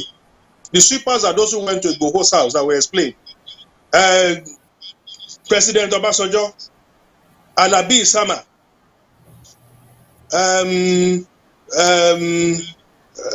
Adekunle, Scorpion, Black Scorpion. Those are the ones who won the war for Nigeria. And when they have problems with their certificate, was it not 17 sons? A total of 21 lawyers, only one was northerner. The rest were all southerners that were going to defend whether somebody has O levels. But when they want to pick who is going to be the head of the army, they will pick somebody from the north. We are not good enough in that area. But when you don't have certificate, you go and hire a southern son.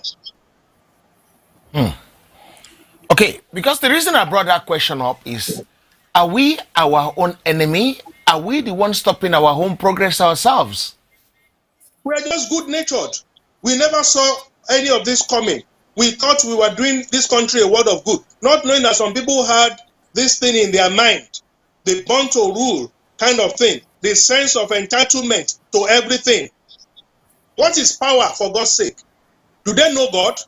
They have replaced God with what? With power, with government. Both start with G. And government start with G. They have replaced God with government. They would just want to hold on to power. It didn't matter whether everybody's dead. Otherwise, what is power to anyone? When the power you hold is dividing the country, is taking the country to become a theater of war, what is the use of that power? What is exactly the point in having power when it is negative, when it is regressive? And Thank you. that is why those of us Yorubas are talking now What do I want to do should with now power? sit back and reassess ourselves. But you see, please let me say this. Papa Yoruba, I've seen letters written to Papa Yoruba by 4 different people. Awolowo wrote no less than 2 because I've seen 2, but I was told there were 3. Asking Baba Adebanjo, come and go to the House of Reps. He said no. That was in 59. Come and in 1979, Papa Adebanjo said no. Okay, come and become governor. In 83, he said no. And somebody like Dr. Okuromu, who was the brain behind 2014 confab, who was offered a position recently, he said no. Look at Baba Adebanjo from Bronx State. Never held a political position in his life, not even councillor. What does he want to do with it? At 93, a workhorse. He woke me up with the first telephone call this morning. I was with him 2 days ago at Ogbo Ijebu. I left him at about 4. He called at 6 to find out whether I arrived Lagos. At 93, the man hosted my birthday. Princess is here. What happened that day?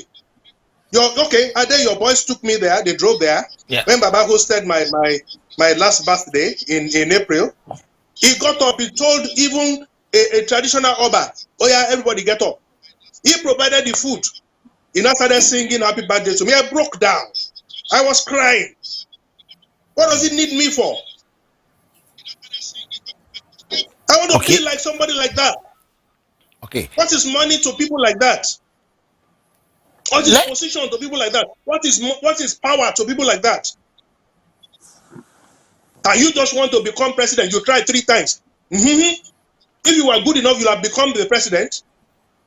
And then you came, you say, age will disturb you. You said banditry. Who caused all this banditry? Why must you look for power at all costs when you don't know what to do with it? You didn't plan for anything. You left government at age 41. In 1983 or in 85, you didn't go back to school. At least today, Gowon has a PhD. Obasanjo has a PhD. You didn't go back to school. You didn't even try anything called the corporate world. Maybe you, like Danjuma, you become the director in a company. You learn something different. You mix with people. You've never written an article in your life. You didn't even write your memos. No books written by you, nothing. And then you came back 31 years later. You are still calling Western Germany. You are still referring to Swiss francs. So his brain has actually been retarded for long. What is going on? Let's leave this But man well, alone. Why did he say that? if we keep on analyzing him, it does not solve the problem. He has his own agenda. I keep on saying that. I went to Abuja with Papa Adebanjo on a very serious conference. He called me to his room around 11. What did I meet a 93-year-old man doing? He was writing. He still has a law practice. His lawyers still come to the house to take advice from him. He was writing. He said, this is an article that I'm writing for some people abroad. At 93. Okay, let me address my audience a little bit before we continue, sir. You can come here and ask me a question online. What is the next step? If you're looking for the next step, I think you need to go and look in your own grave yourself, because we're not going to come and discuss next step here. What we want to discuss here, where we want to do a post-mortem, what we got wrong. That's what we want to do, so that we can learn from it. Because you can come here and ask me what is the next step. Yeah, you might probably find the next step. I'm going to be rude to you because I don't know who you are. What do you want to know the next step for? Did anybody come and tell us their own next step?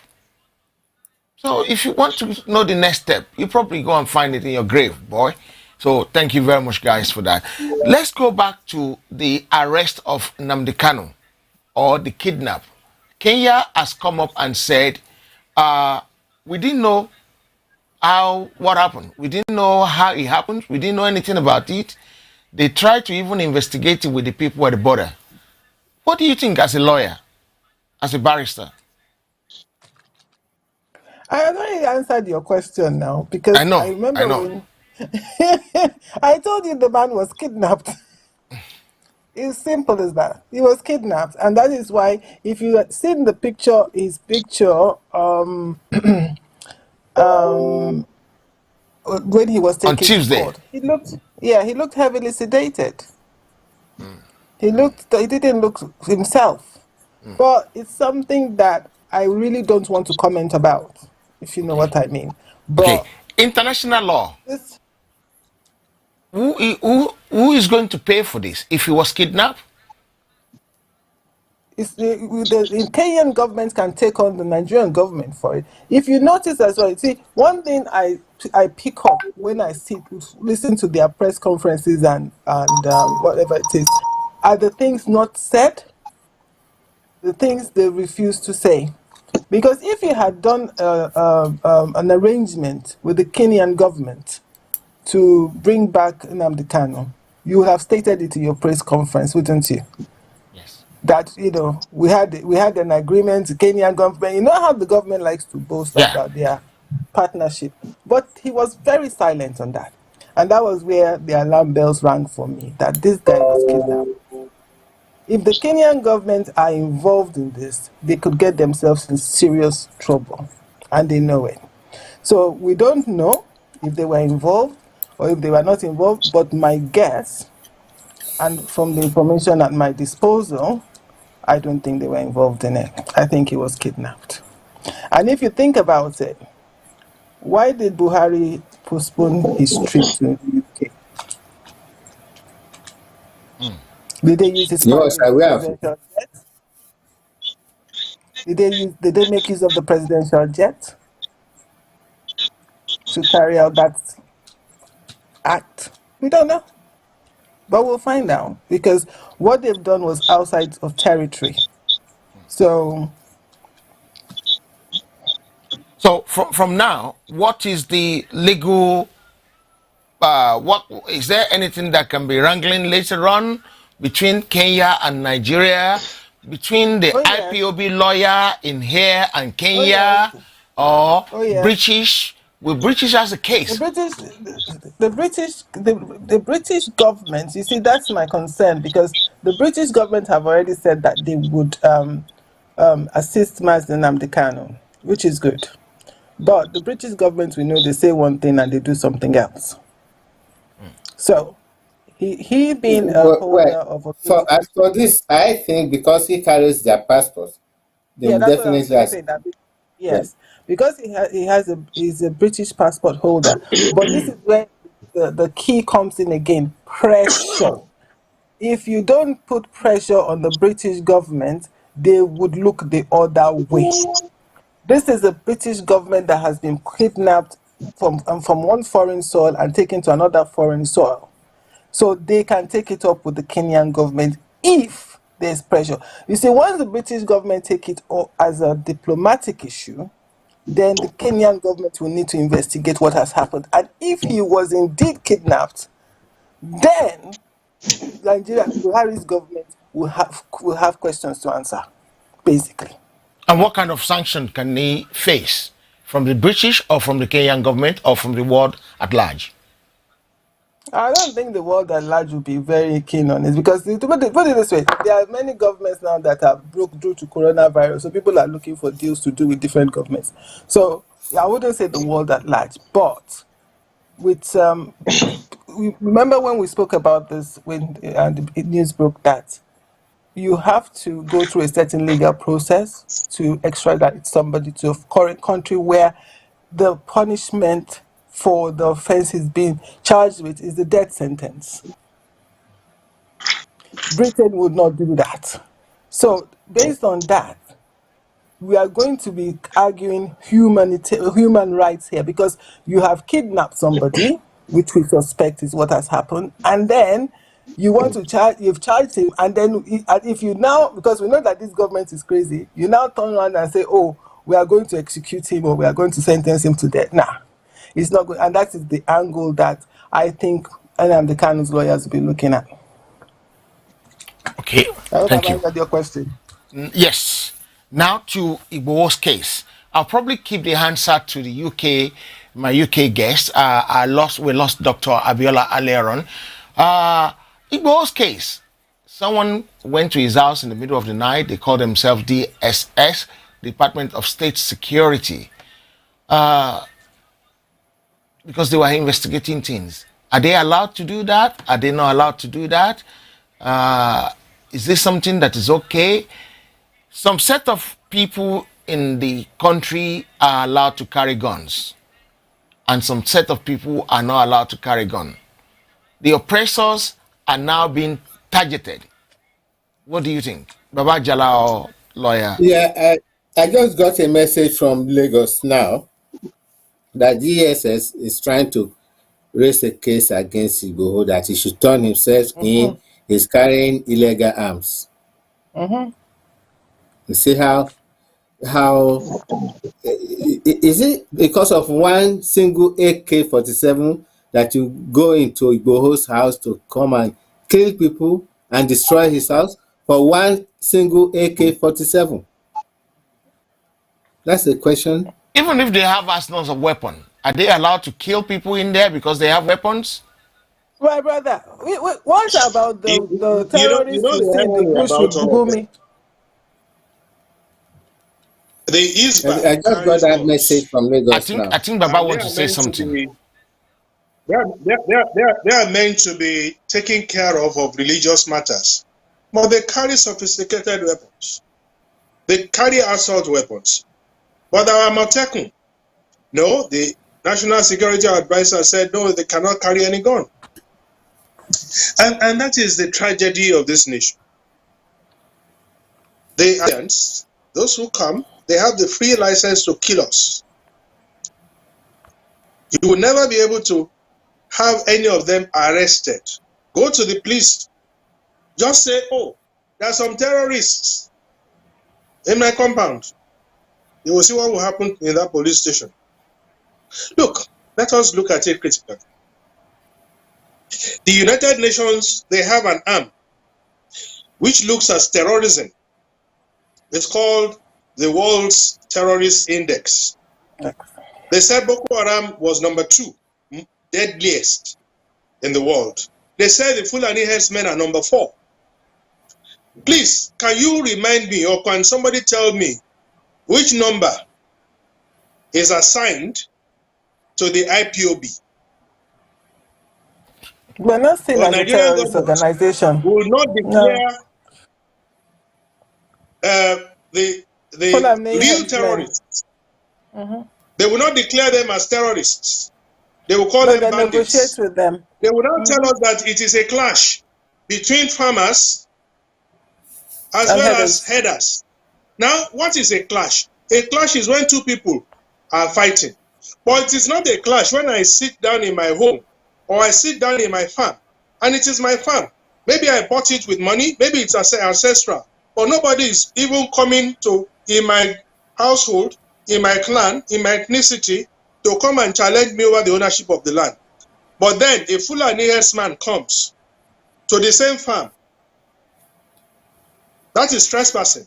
Then he goes to the farm, he uproots your food, your food produce that you have painstakingly planted, waiting for it to ripe and for you to take to the market. He gives it to his cows to feed. Not only that, if you challenge him, he kills you. He rapes your wife, kills your children. And this federal government calls it farmers' herders clash. That is murder. That is terrorism. You know, that is not a clash. Remember when he came to That is never going Lamadeshino to be a clash. asking for That is evil. compensation for his people? That is evil. You don't call it a clash. And those people who are just fighting within the laws, the AU Charter is there that allows for self-determination. The United Nations Charter is there. In fact, the United Nations has 5 different departments that deals with the agitations of indigenous people. And let me now tell you more. As at 1952, there were only 75 countries. Today, there are 195.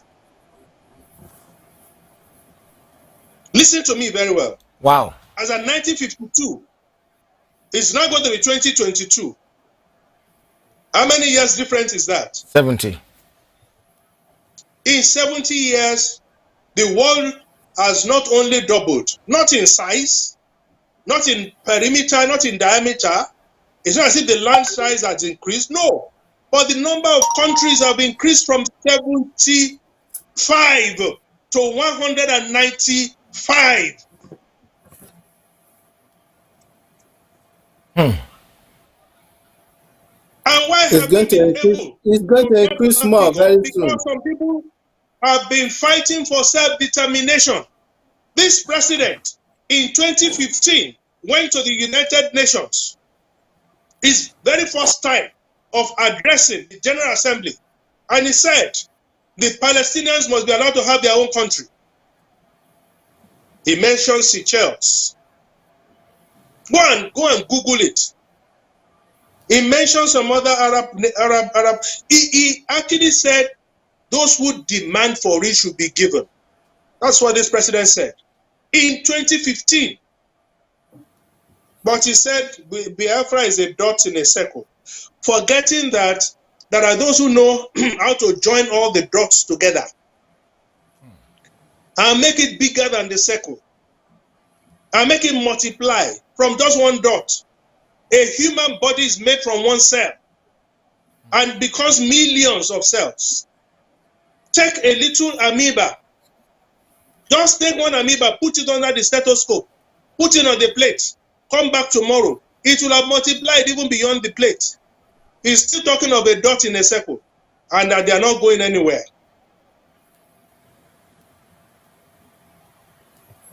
Of course it will happen. He may not see it, but it will happen.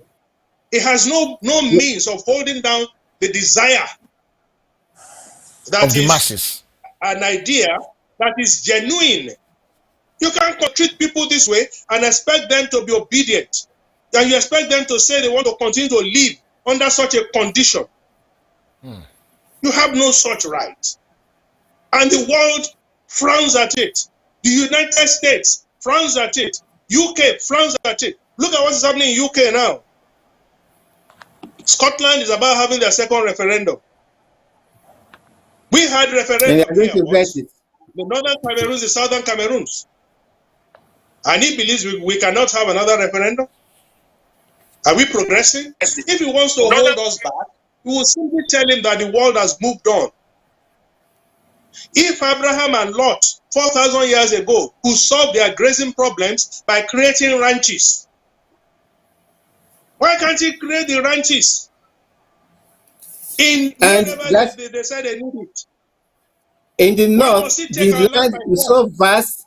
If I want to add to that, yet he also take all the land around rivers. My own river, where I was dipped as a child. You want to take it and give it to your Fulani? My own ancestral land. Was it not Femi Adesina who said that, is it not better to give away your ancestral land than to die for it? He's not a Yoruba man. Otherwise, you will have known that the Yorubas, they are men of valor. They have the Omoluabi spirit. They have the Omoluabi ethos. And they will not give in easily. They will not simply roll over and die. That is not the Yoruba. Well, I believe What is talking wrong with about you those with your ranches. land? What is wrong with me with my land? Ibi tó rí bá dání sí là gbé now. I have been to You see, Israel 5 times. That land was truly the land that nobody will want. From Jericho to Jerusalem, you just continue climbing the hills. And that's why they say, let us go up to Jerusalem. They never say, let us go down to Jerusalem in the Bible. They say, let us go up. It's truly up. Because Jericho is the lowest. The Dead Sea near Jericho is the lowest point on earth. That is the lowest point. And you want to go there to Jerusalem, you'll be climbing. And what are you climbing? Yogi. Do you know what Yogi is? Desert. But you know what the Israelis have turned it to? The over 400, about 4 hours from Jericho to Jerusalem. On each side of that, they have planted trees. They have planted fruits. They have planted what they use in feeding half of Europe. So your land has a bit of a fault. Instead of you to try and work on it, you now want to come and take my land. And you now want me to be happy with you. they have more than enough land, and that is why what you just said about Israel. That is why Jordan, the king of Jordan, decided to make peace with Israel and teach them how to convert the desert land into agricultural lands. That's why he never wanted to join any fight against Israel. But in any case, in the case of the Nigerian space, the North has enough land to take all the cattle 18 times over, and there still be enough land for agriculture in their area. They don't need to come to our forest. They said that if they have an agenda of destroying the Yoruba race, which we will never allow it. Now, like by long, we are not going to allow it. It's very out of place to have a people. In fact, one thing that we never mentioned, the 12 Sharia states had been described as Nigeria a nation divided over the years in BBC news item. But I see it as a semi-autonomous Islamic republic within Nigeria. And it is extending its borders into Niger. And that's why the new reality of a map of West Africa will show Nigeria having and Niger becoming one. That's Okay. one thing I'm saying. Because we at the federal, the House of Rep are already making budgets to support development in Niger. And they come into our land also to campaign. So Nigeria has already been dissolved. That's the truth. And we have to hold on to this fact. We already have two countries fused together. Okay, thank you. Thank you very much. I really appreciate your submission. Sister Tosin, what do you think we can do about the boss that was captured, arrested? I won't say kidnapped this time around. I said arrested and captured. They are not living there, they're guests in the house, and they were taken. What can they do? Is there anything they could do to free them legally? Which boys were arrested? Sorry, I've lost. The people, the arrested people in Sunday Igboho's house. Oh, right. I thought they killed people. They did. So they arrested some people. They killed people. They took 10 And they people away, arrested, and they there's paraded one them young lady they tonight. arrested too. They paraded them, and they declare they want Sunday Igboho to submit himself, or they're gonna declare him wanted. What do you think we Submit can himself. do? So Those who went to they are no Sunday Igboho's house did not go with the intention of an arrest. Believe me, the same people behind Igogo massacre are the people, either by proxy or physically, the same people who went to Igboho's house. And I'm serious about this. If you have read what General Kiniade said, you see, when the war was taken to the east after Ijaore, and then they got to Benin, and then they moved on to Asaba. They spent the night on the tarmac on the road, and the Asaba people came out to welcome them. But they had other plans. They brought out every male and were shooting them down like dogs. 1,000 of them. Yeah, I Now, remember. what happened was this. What is written in that book. After the soldiers had done the worst, they now brought in those they call the sweepers with their machete. And those are the people that they will always bring in situations like this.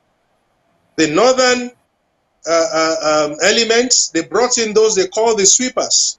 The sweepers' job is not to waste bullets. It's to machete, cut into pieces. Humans, they don't have any feelings. And anytime there is crisis in Nigeria, that's what they do. They bring the sweepers. And El-Rufai certainly was right when he said, well, they are not from here. I went to look for them. But rather than to arrest them, he was paying them. He was paying them not to come and kill again. Gumi was right. Those people were brought here for a purpose. And the purpose was not fulfilled because they were not paid or compensated. So they were in the bush. But the point is always this. Why won't you? With Gumi said he didn't go alone. He went with the security people.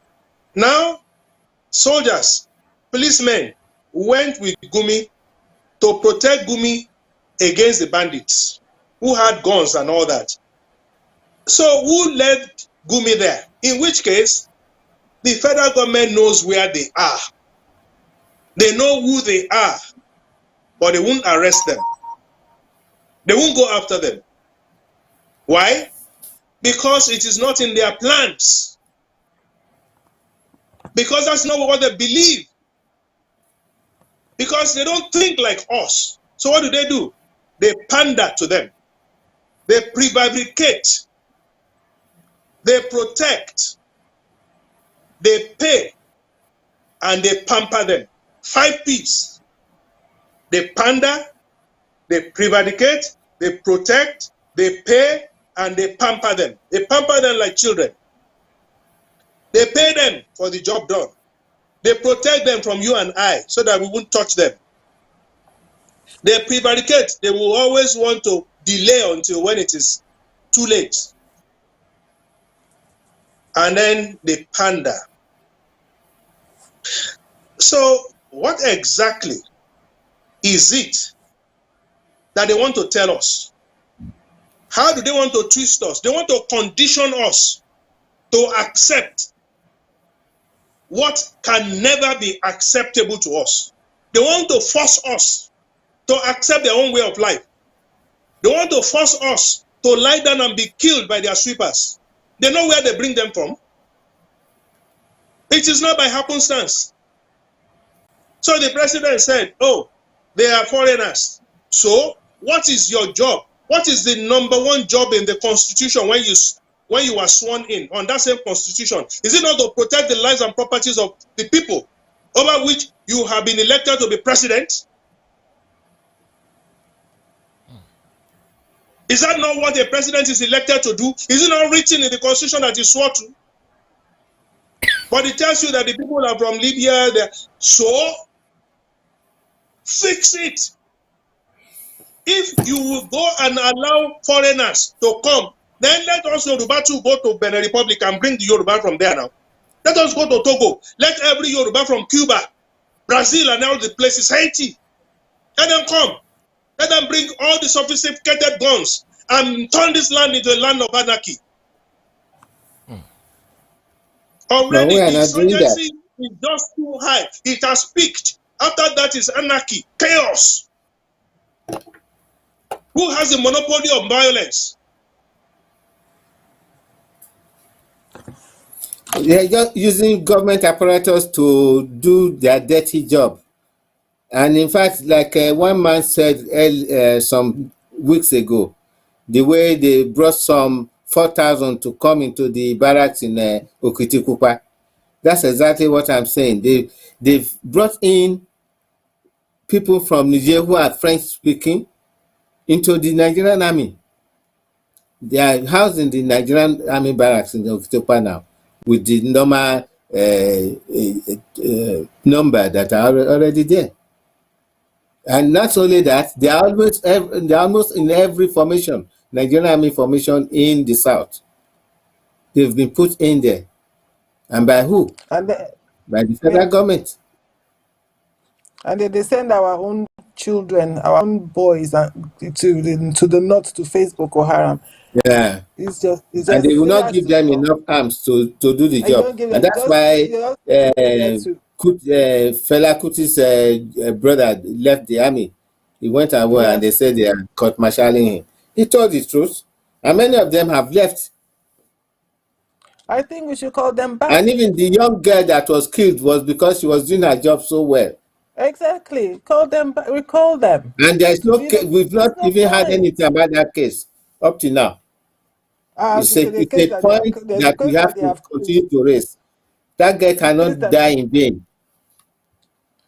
Okay, it's really thank sad. you. Thank you very much, everyone. I want to appreciate you. We're coming towards the end of this program. Can I speak to my audience at home quickly, please? Ladies and gentlemen, if you're joining this station for the first time, please subscribe to this platform if you can, like the broadcast, and please click the notification bell if you are watching on YouTube. If you're working on Facebook, please like the page so that from time to time you can have something to take home. When we are online, you will find out so easily. I want to appreciate you all. I've just pinned a petition to the platform, both YouTube and Facebook. Currently, the petition is on about 2,000. Can we manage to drive it to about 3,000 tonight, please? If you can help me, I will really appreciate that. Please, the link is there. Click on the link. You can go. I'm not going to do much for now until you come back. So you can actually leave the broadcast, go and sign that petition and come back. I'm counting on you. I'm relying on you. I'm relying on your good effort so that what happened in the last few days, what's been happening to us in the South and Southeast and Southwest can actually stop. The petition is petition to President Biden to appoint special envoy for Nigeria to end Fulani terrorism. If you want anything more than your own private place, and call for the wishes of the people a referendum. If you want this to happen, you need to support this. If you don't support this, then you are not in any way looking for this to happen. So I'm going to give you some few minutes. Please, you can leave the chat, go back there, sign it.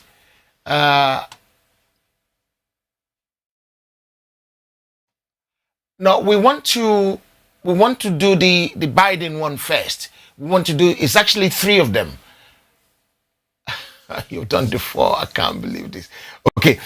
What I want to do is I want to do 1, get a figure for 1, then go to the next one, get a figure for the next one. If you do the 3 together, it will confuse some of us. And I don't want that to happen.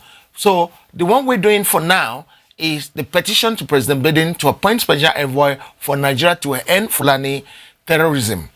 So please, I will be calling your name. I will be thanking you personally if you go and sign that one for me, please. I'm begging you. I'm relying on you. I'm trusting you that you will use your good office, your good pen to actually sign this petition for me.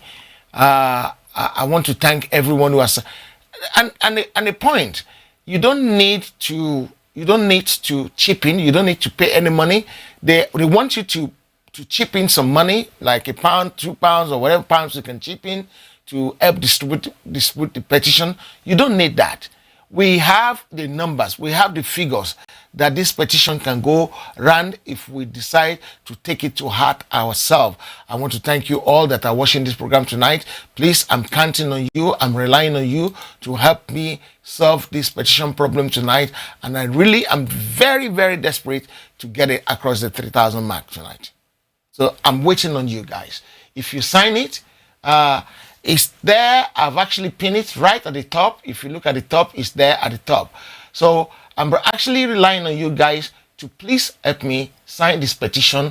I will wait for you. When you sign the petition, come back and I will call your name out. I will personally thank you and say I'll give you kudos. I'll give you kudos when you sign it. Please, I'm waiting for you. I'm waiting for you to come back. I know some of you have left already to go there and sign it. I'm counting on you. I'm relying on you to help me to solve this one out once and for all.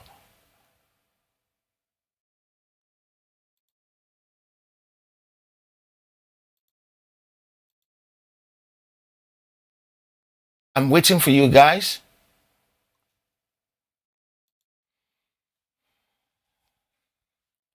We're trying to drive it to about 3,000 tonight. Please, we have like about 600 on all the platform tonight. Please, if you can do me a favor, let's sign it in large quantity and we will be able to get there sooner than later. We will be able to get it. I'm tired of our people getting killed on a daily basis. I'm tired of being marginalized in my own town. I'm tired of everything that is happening. Durojaye Perisola, I want to thank you, my brother in Canada. I really appreciate you. You remember? I remember your name. I remember everybody's name. You will not fault that. I don't just remember your name. I remember where you are. For goodness and mercy to follow you. And I'm sure goodness and mercy will follow you. I want to thank my brother again, Durojaye Perisola, for signing. I've seen your trademark there. You're very dedicated and very faithful to this cause. I want to thank you. I'm waiting. If you sign it, please, it signifies that you've actually signed it online so that I can appreciate you as well. If you sign it, I will see your name that you sign it. If you sign it, please mention that I've signed. Femo, thank you. Olusegun, thank you for signing sins. All the people that haven't signed it, at the bottom of this chart, it says pin. Heritage Multimedia, that's my comment there, the one with the yellow, I think. If you click on it, it will take you to where the petition is. And when you sign it, please come back to me. So, tell me here that you've signed it as well. And I want to actually appreciate Femitai. I know you signed it before. I really appreciate that. I'm waiting for this to drive off. At least, if everybody here, if 200 of us sign it, then that will give me 2,200. If it's only 200 people sign it tonight, I will really appreciate it. I'm seeing a lot of names coming through, but those are old names. I want to appreciate the fresh ones. The fresh ones. I want to appreciate you. The people on Facebook as well, please sign it so that I can appreciate you. When you sign it, you need to go to your email address to confirm it. You need to go to your email address to confirm it. When you confirm it, that is when it will be legit that you have actually signed it. If you don't go there to confirm it, it might be a hoax, it might be a system signing it for some people. We just want to make sure we do things accurately and professionally. So please, my brother, my family, my loved ones, I've seen a lot of people left Facebook to go there and sign it. Benga Yodele, I want to thank you for that. Sheon Davis, I want to thank you. Ayo Alabi, the link is right at the bottom of this chat on Facebook. It said change.org. Right? I've actually pinned it right there. Saeed, I want to appreciate you. I want to appreciate all of you signing that petition. It's very important. It's part of the show. That is why I put the show on hold so that we can get more people sign this petition. I want to appreciate all of you who have signed it. I want to appreciate all of you who are going to sign it. Please don't just sign it. Make sure you share it as well for me. Do me the favor as well. Make sure you share it for other people to see it as well. I'm still waiting. Click on the link up. Yes. Larry Ibrahim, thank you. On YouTube, just click on the link I've pasted. I'm going to put the link again. I've seen a lot of you left to go and sign it. I'm going to wait for you to come back. If you haven't left to go and sign it, please go and sign it and come back. I'm going to wait for you. While I'm doing that, I will be letting my guest go. I want to take their last wordings and I can finish the game with you on one. You know, we have to chat like family now. Because we have guests now doesn't mean I will forget you. How can I forget my family? I can't do that, Rara. Thank you very much. Baba Ajala, your last word. No, let me take your Sister Tosin, last word. She's the lady in the house. Ladies are to be pampered. Sister Tosin, your last word on the show tonight, man. Thank you, my brother Ade. I like pampering. Anyway, my last word, I want to reach out to my southern brothers and sisters everywhere in the world. I want to tell you an incident that happened this week. I was in an online meeting because I go to some platforms just to see what is going on with the younger generation. I went to this meeting where the title of the meeting was Hausa culture and tradition has been erased. So I went into this meeting just to nosy, just to see what was going on there. And it was Hausa people that set up the meeting, and there was some Fulani there. And you could see that they were terrified of the Fulani in that meeting with them. They are like, oh yes, yes, it is okay. We are fine. We are okay. They haven't really taken our culture. It's just the language. And you could tell the Fulani saying, oh, but the language in the north is the Hausa, isn't it? It's Hausa. And oh yes, it is Hausa. You see, why I'm repeating this is that when these people went and conquered them years ago, this is the result of it today. That they cannot even speak about their culture.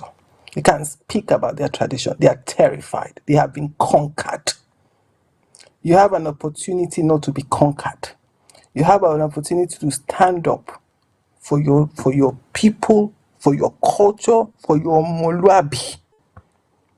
You can decide to sit on the fence. It will be sad. You can decide to stand with the oppressor. That will be tragic.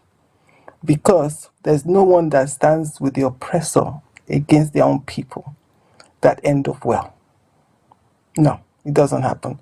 So I reach out to you, whatever you can do in your own way. This is a struggle for survival.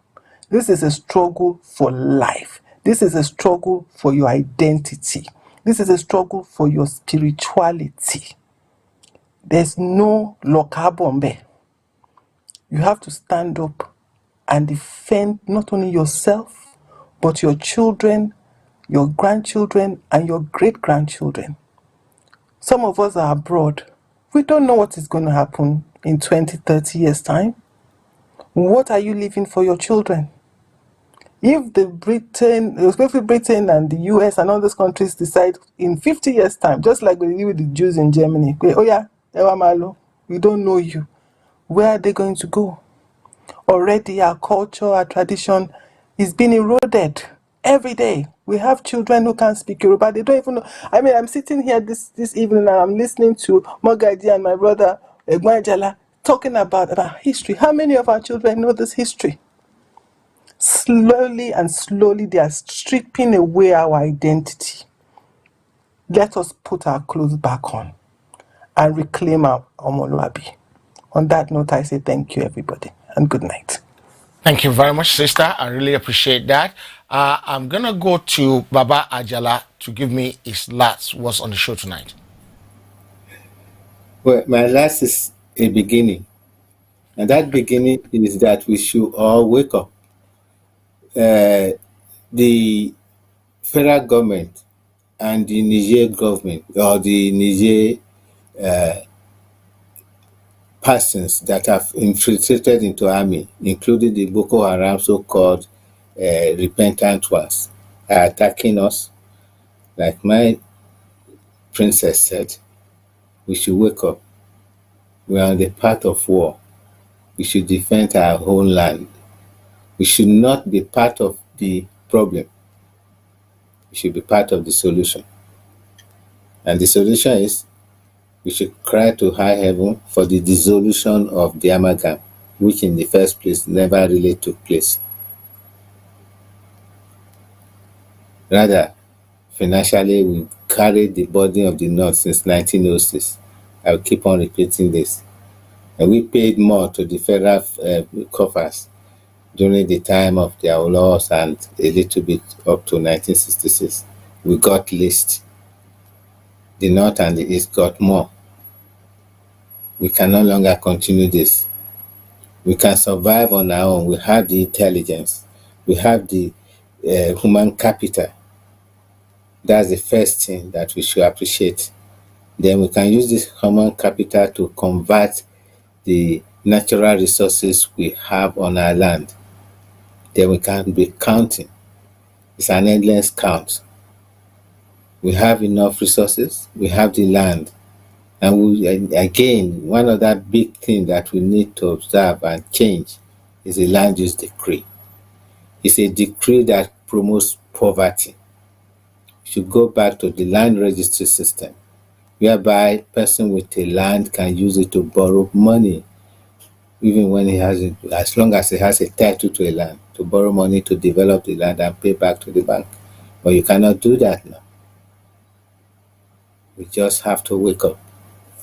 We've been mortgaging our future into the hands of a Nigeria that is not a nation. Most of us say a Nigerian nation. Of course, my brother Adejumo had said also earlier, which is what I agree with him. A nation is the people who have a common origin, language, culture, and tradition. Anything other than that is not a nation. And that's why even God decided to create a Babel, created different nations and different people on different lands. And that is where the Yoruba nation, for over 15,000 years, have occupied the same land space in millennia. Don't let us forget this. We should get ourselves out of this mess. Thank you. Thank you very much, Baba Alex Ajala. The next person is my father, who has been one of the rock, one of my backbone. I've just had another one to eat tonight, who is actually Sister Tosin Awutesu. My backbone, your last word on the show tonight, sir. Well, before the start of this meeting, we were at this international conference happening at the National Conference Center in Washington, D.C., an international conference organized by the Yoruba One Voice. And what I did was to give the instruction that they should keep the generator on, because I didn't want any disruption. And it was after that we decided we were going to have this this program. So I said, keep the generator on. So for more than like 8 hours now, or 9, I've kept my generator on, diesel generator for that matter, just to be part of the solutions to a myriad of problems. But then that is not the beginning or the end of it. The borehole in my house is mine. I'm the one that takes care of my refuse. Once in a while, I get the road fixed. I'm a complete local government unto myself. What is there for government to provide for me? Light, water, road, maintenance of road, perhaps even the clearing of the refuse. But I'm the one doing it. And is that the kind of country I want to live in? We were not like that when we were growing up. And I want you to bring back Sister Tokumbo, Dr. Mrs. Awolowo Dosumu. She will tell you how Awolowo brought electricity to the West. It's not going to come out from me, it's going to come out from her. But look at how we are today. When the president says, well, I told the 2 governors, they elected you to protect them, go and protect them. But then how does a governor protect them? The police are not within their control. The military, not within their control. Even the civil defense, not within their control. And for how many years did we have to go through begging diplomacy and all that to get Amatekun, and yet you said they shouldn't carry arms. So how does he want them to be able to do anything about security? Meanwhile, lower security, the police, the army, the air force, the navy, the civil defense, immigration, customs, they are all in his hands. The man that is passing us his responsibility to others. And when we say we want true federalism, he says no. We even said, oh, in 2017, when people were still shouting, Buhari is the Messiah, we said restructuring. When people were fighting us, even for calling restructuring, he said no. But I came out with a communique last year, in which I said to the president and to this government, and in that meeting where we had the communique, we had 3 former governors, 2 former deputy governors, 1 former DIG, 1 former AIG. We had Papa Fashionati. We had Professor Banji Akintoye. We had Baba Debanjo. We had Kabiesi Olaito. We had Chief Shipo Shonibara. We had Dr. Adegoke. We had Dr. Fakunda. We had these good people. Well, 1 or 2 may not be, but generally good people. And we said to this government, restructure before 1st of October. And some people misunderstood me in the UK. And I said, read paragraph 4. And we said, if you fail to do it, then we will not be left with any other choice other than to seek our destiny by pursuing a course in self-determining our future. We will want to be a stand-alone nation. That was how I ended that communique and I signed it. So I had to call people to it. And when October came, then I did another communique and I said, this time around, we offered you something since 2017, which was restructuring. And I said, restructuring has become an idea whose time has gone. Otilo, we won't even listen to you. But there will come one day that you will come and beg us without restructuring and it will be too late. I remember my brother, late Yinka Odumaki, may God continue to have mercy on his soul and let this great soul rest in perfect peace. And he looked at me and said, Wagaji, you know something? That day will come. They will beg and we will tell them it is too late. And I want to assure my Yoruba audience and every other person that is watching, there will come a time they will come and beg, but it will be too late. By that time, we will have realized our aim and objective of becoming a nation by ourselves. A Yoruba nation shall emerge sooner than later.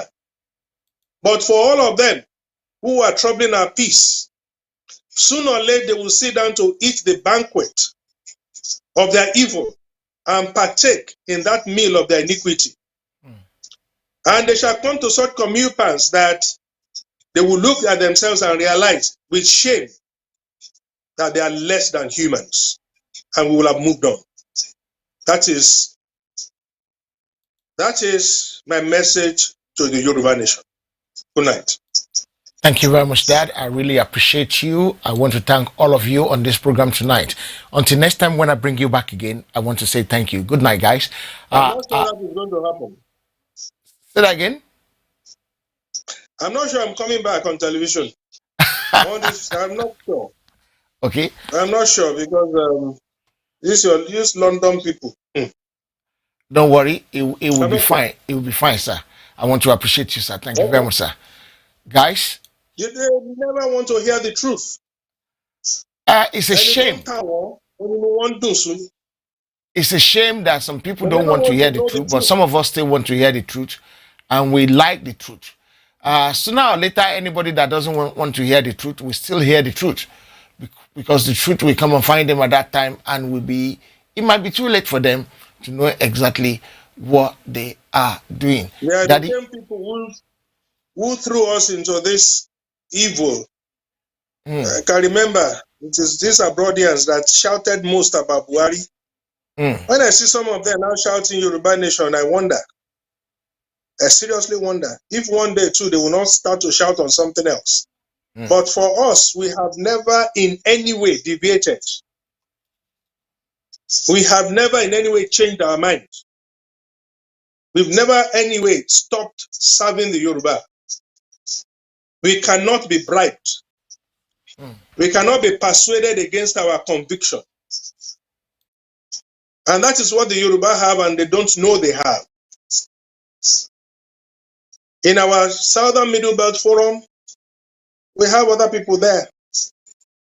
If all of them had agreed that we should leave this nation, all of us will have declared that we are going our separate ways and nothing will stop it.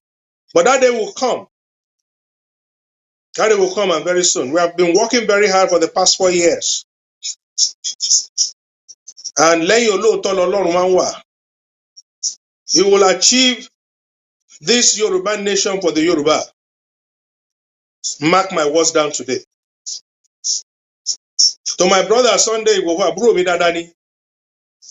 he has come to this house twice. And we talk on phone. He's my aburo, and I love him. He will be consoled and he will be comforted. Gbogbo àkólọ rẹ̀ á padà lágbára Olúwa. Ìdájọ́ ńlá fún àwọn tó ṣe ibi sí kò dẹ̀ ní rí ibi jókòó sí. To Nnamdi Kanu, who has been on your show before, may God protect him. May he overcome all his troubles. And may Providence smile upon him.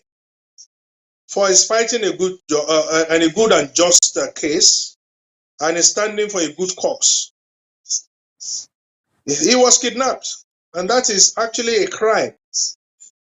If you're in another country, the least you can do is appeal to that country for extradition, just like they did to our late Guru Jika Chamu. America demanded, asked, he went to court, and the court said no, it shouldn't be extradited. And that's where it ended.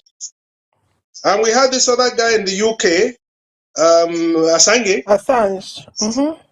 Assange. He sought refuge in the embassy for how many years? That's the way it works. That is international law. You don't abduct anyone and drug anyone, but then who actually drugged and tried to cut away Umaru Diko and Egunjemi Akinloye in 1984? Was it not the same Buhari? Yes. Who had then cutted like mere cargo? But the British Court of Justice actually found that very repulsive. So if all that they know how to do is drop people and crate them, like they are some kind of commodity, but then let them not forget that there is a God somewhere who sees everything, and his judgment will come swiftly. Definitely. Odaro.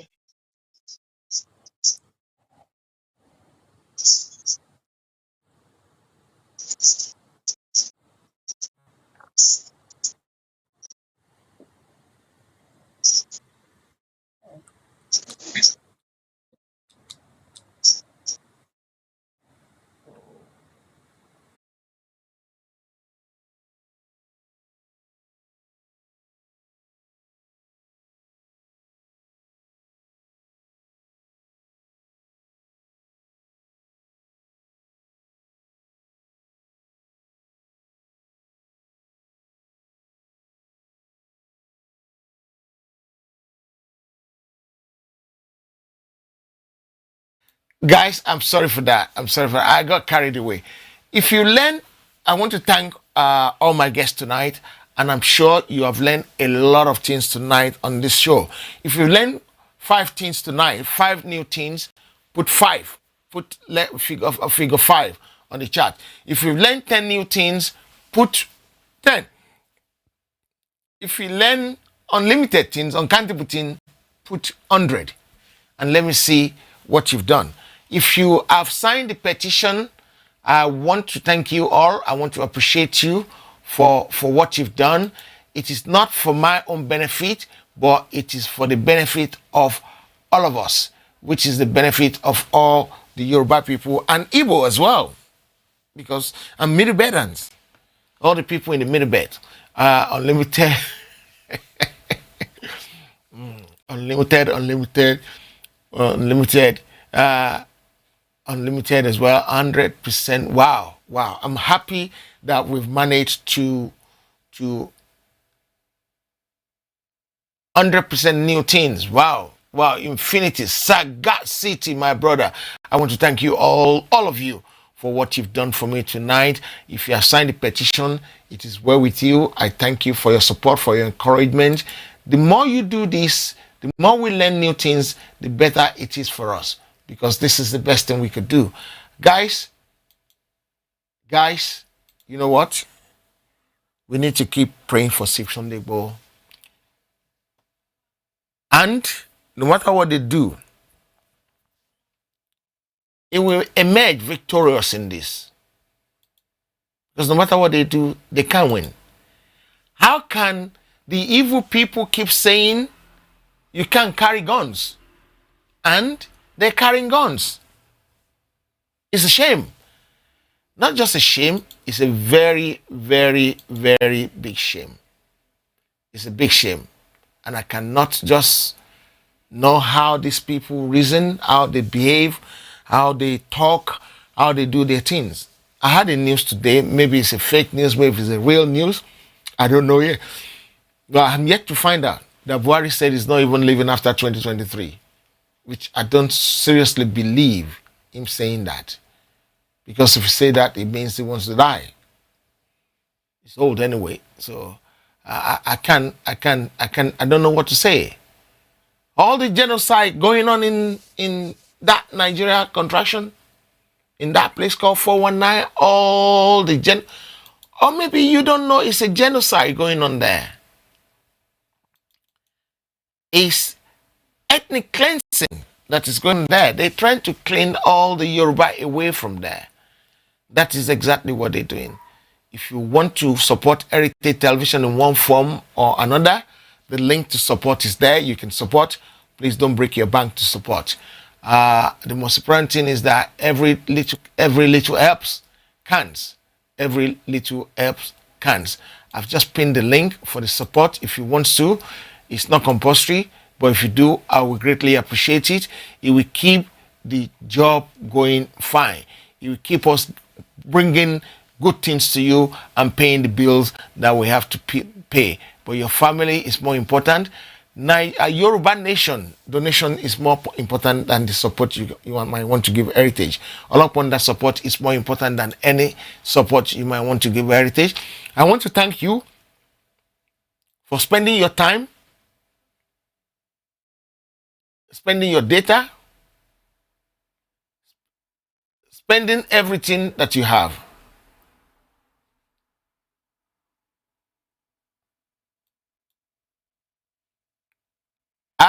The top I'm wearing today is Yoruba Emancipation. I stand with Sunday Igboho. I will have changed it to pray for Sunday Igboho, pray for Sunday Igboho, and all the other people who are leading this agitation as well. The people leading openly, doing a lot of work, and the people leading quietly and doing a massive work because they don't like show off. I know a lot of people that doesn't like show off. Whether you're doing show off to support it, whether you're not doing show off to support it and to agitate, I pray for you. God will uphold you. God will keep you. God will make way for you. I want to tell you all that I love you. But it's a shame I have not gotten my 3,000 signed petition tonight. But please share it for other people to see it. And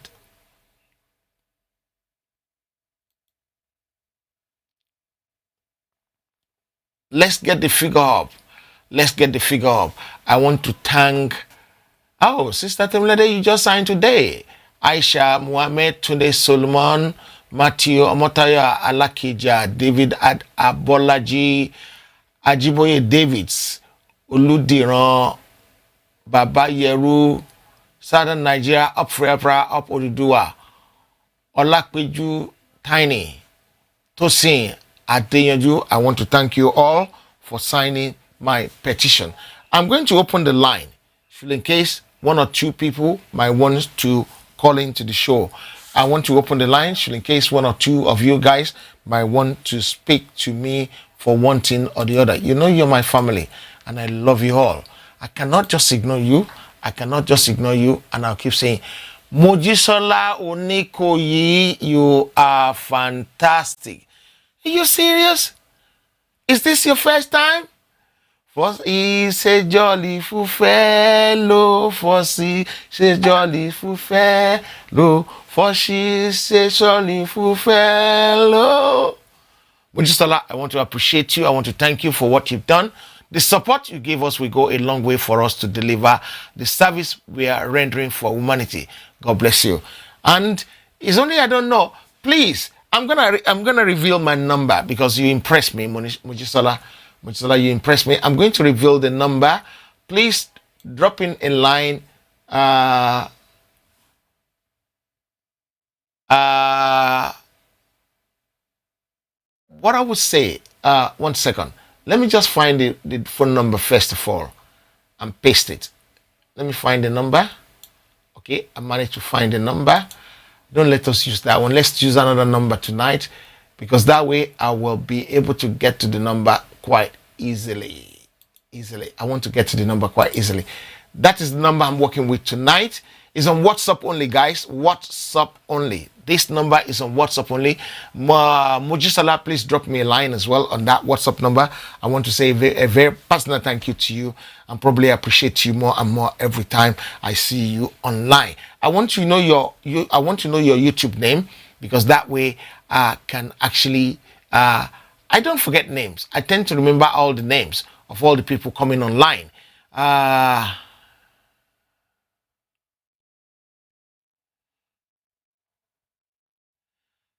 I'm not sure what is going to happen to the rally because of all the development that's happening now, but I don't want to speculate. I will wait. I think Koike is saying something online, which I've not been able to watch. I think all the people in Yoruba land are saying a lot of things, which I have not been able to listen to. I've been, from yesterday, it's been marathon. From yesterday morning, 9 o'clock in the morning, I didn't go to bed until 6 o'clock this morning. That's nearly 21 hours alive, up and alive. I went to bed about 6 o'clock and I have to get up about, what time did I get up this morning? About 10 o'clock, 11 o'clock. And since then, I've been online. Good morning. You want to get involved with the program? Hello. Hello, Mr. Ade. Hello, sir. Uncle me. Hello. Good morning. We need what we call massive protest now. That's exactly what we need. That's true. Don't worry. We're arranging that and you will hear. I believe there might be a protest tomorrow. They didn't come back to me about it. I mentioned it. They say Monday, but I said Monday is too long. I mentioned to Olubedu today that Monday is too long to arrange a protest. It's good to arrange it straight away. Exactly. Because, and at the same time, we have to prevent them from declaring him wanted. Because they said, what they said was that, on that one, what they said was that if he doesn't hand himself over, I think that's what they said. No. He won't. He will not hand himself over. It will get resolved within the next few days. I can guarantee you that. Because if the Fulani can carry AK-47, I don't see any reason why we cannot protect ourselves, especially with the way things are going. I'm going to let you go so that I can answer other calls, yeah? You can call me later on, Uncle. I really appreciate you. Thank you, sir. Thank you very much. God bless you. My pleasure. Hello, caller. Good morning. You're through to Heritage Television. Hello. Hello, good morning. Good morning, Uncle. Good morning. How are you doing, sir? My name is Christopher calling from Sweden. Okay, Christopher calling from Sweden. I want to appreciate you, Christopher. Is this your first time of calling in? I haven't seen this number before. I've called you and I used to chat with you as well. Okay, okay, that's good of you. Go ahead then. I have another caller waiting, so let's do it snappy, yeah? I think we need to hold the rally. I support that motion. I think I just had a quick speaking that the rally is still going to go on. I think we need to confirm that so that we can quickly disseminate the information because many fake news has gone out that the rally will not hold. So we need to confirm that so that we circulate the information to cancel all the wrong information that is in circulation. It's very important. I think we are at the peak. We cannot go back again. Okay. So that's my such information. Thank you very much. Fantastic, yeah? Yalulu, you actually called directly. You called directly. Yalulu, did you call? You called the UK number directly from America? Okay, just hold on. Where you are doing your broadcast now. Actually, I cannot understand it. Come, about the signing of petition. Mommy, hold on. Mommy, hold on. There's someone before you. Just hold on 1 second. The gentleman from Cape One Wireless, 339. Go ahead. Hello? Oh, yeah, okay, yes. Yes, it's me, Uncle Ade here. Okay. Have you seen the amount of ammunition that they displayed, that they said they found in his house? Have you seen the amount of ammunition the Fulani are displaying for us in the forest? No, sir. Have you seen the amount of ammunition they displayed that they said they found in Sunday's house? Have you seen the amount of ammunition that the Fulani are displaying for us in the forest? Have they been able to reprimand any one of them? Okay, fine. Okay, I understand you right now. So in a human logic, is it possible because they are taking their time to gather all those ammunitions anyway, they have it out, they always bring it out and all those stuff in their wildest dreams. So they believe that such ammunition will be in that house and there will be serious war zone combat against them. Even me as a woman, if I have such ammunition, who will come and arrest me? Who will just bump into my house like that? I will not make use of those ammunition against them. Anyway, I don't know if I should say this one on. No, don't say it online. Say it offline. I'm gonna come off in about 10 minutes. You can call me back and say it to me privately. Okay, sir. I'll call you. I'll call you back. Thank you so much. Thank you, Mommy. You are on the line first. Go ahead, Mommy. Go ahead, Mommy. Good evening or afternoon. I don't know. Yeah, okay, it doesn't matter now. One thing I can, yes, what I cannot understand. I'm in US, but I cannot understand. I'm an old woman. I'm only lucky that I'm okay to get you this evening. Okay. You mentioned something pertaining to that you should sign. Okay. That you mentioned now that you need like 3,000 people to sign it. Yeah. Those of us that don't know what you are about that, how do we sign? Okay, Mommy, I've seen your number. I've seen your number. Let me finish the chat. I will call you back. I will send it to you on your WhatsApp, and I will call you back. I'll go through with you, Mommy. God bless you, ma. Thank you very much. Thank you. Bye-bye. Thank you. Okay, for those of you that know my number before, you can still call on the office number, on the landline, the US number, and the London number. Caller, go ahead. You are on with me, sir. Hello, good morning from this side of the world. Good morning, Uncle. How are you doing, sir? I'm good. My name is Ayo, calling from China. Wow, the Chinese man. Thank you for calling me. I really appreciate your call, sir. Go ahead. Let's do it quickly. Yes, sir. It's really it's a very terrible thing that happened to Sunday yesterday, and to all the Yorubas. It's really very terrible. But what I want to say is there is no going back anyway. There's no going back any longer. Now you're talking. Now you are talking. That's what I want to hear from you. There's nothing that's terrible happens. It just gives us the chance to do what we want to do and get to where we need to get to quickly. That's the only thing I will say to you, bro. Yes. There's no going back. And I to a while ago that the rally still holds. So I don't think the rally should be cancelled. No, I don't think the rally will be cancelled. If the rally is cancelled, that is to say they've had their ways, and they will see us as a lily liver or something. So, and Yoruba is never known to be that. I know we'll conquer, we'll get to our land by the grace of God. Amen. Amen. Put every to get to where we are going to. Amen. So God, the Israelites did not give up till they get to their promised land. They didn't give up, and God was with them, and God is still with us, and He will ever be with us. Okay. Thank you very much, sir. My sister, my big sister said I need to go to bed because I'm tired. Sister, okay. After this last call, I'm going to take just one more call. Okay, I will go now. I will go now. Thank you. After this call, I'm going to go. Hello, sir. Good morning, sir. You're my last call for the day. I'm calling from Nigeria, sir. Okay, go ahead, sir. Yeah, sir. Number one, I couldn't get into that link. Could you hold on a minute, please? I want to see who this caller is. I didn't want to take any more calls, but I want to see who this caller. Good morning, caller.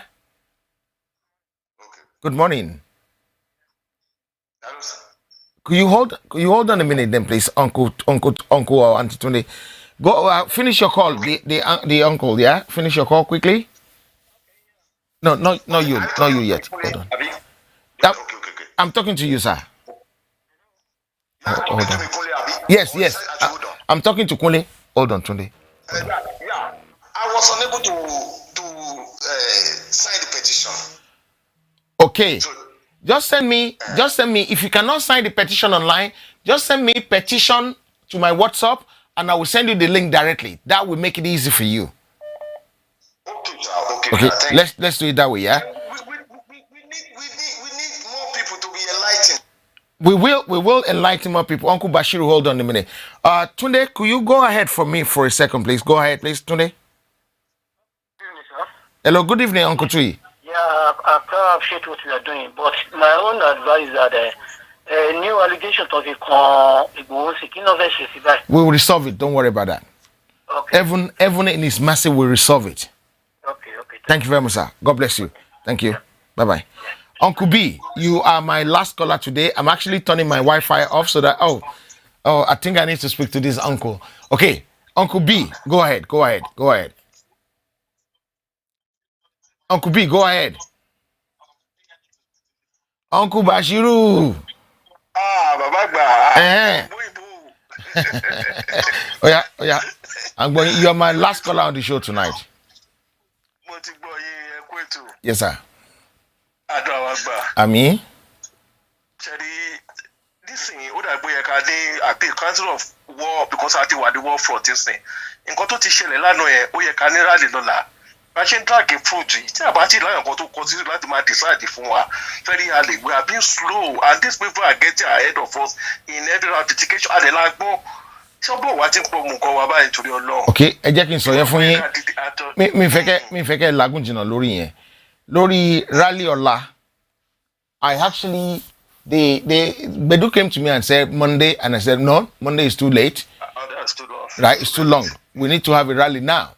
So, and we said tomorrow, and he said he's gonna come back to me. He hasn't come back to me because technically wanted to get wanted to. Okay, guys, tomorrow there's a rally tomorrow, 4 o'clock. Because we have to start doing this. I think 4 o'clock is even too late. Like we abandon him now. Yes, I think 4 o'clock is even too late. Yeah, I think 4 o'clock is even too late. I think maybe about 12 o'clock or so will be better. I think about that time we even be better. That time will be better. Understand? At least the way it is going on now, and we start to do more now. At least we've been dragging our foot. Please confirm with me tomorrow. Rally tomorrow. I will make sure I speak to the others. I cannot decide by myself. I'm not the only one agitating. I know. You understand?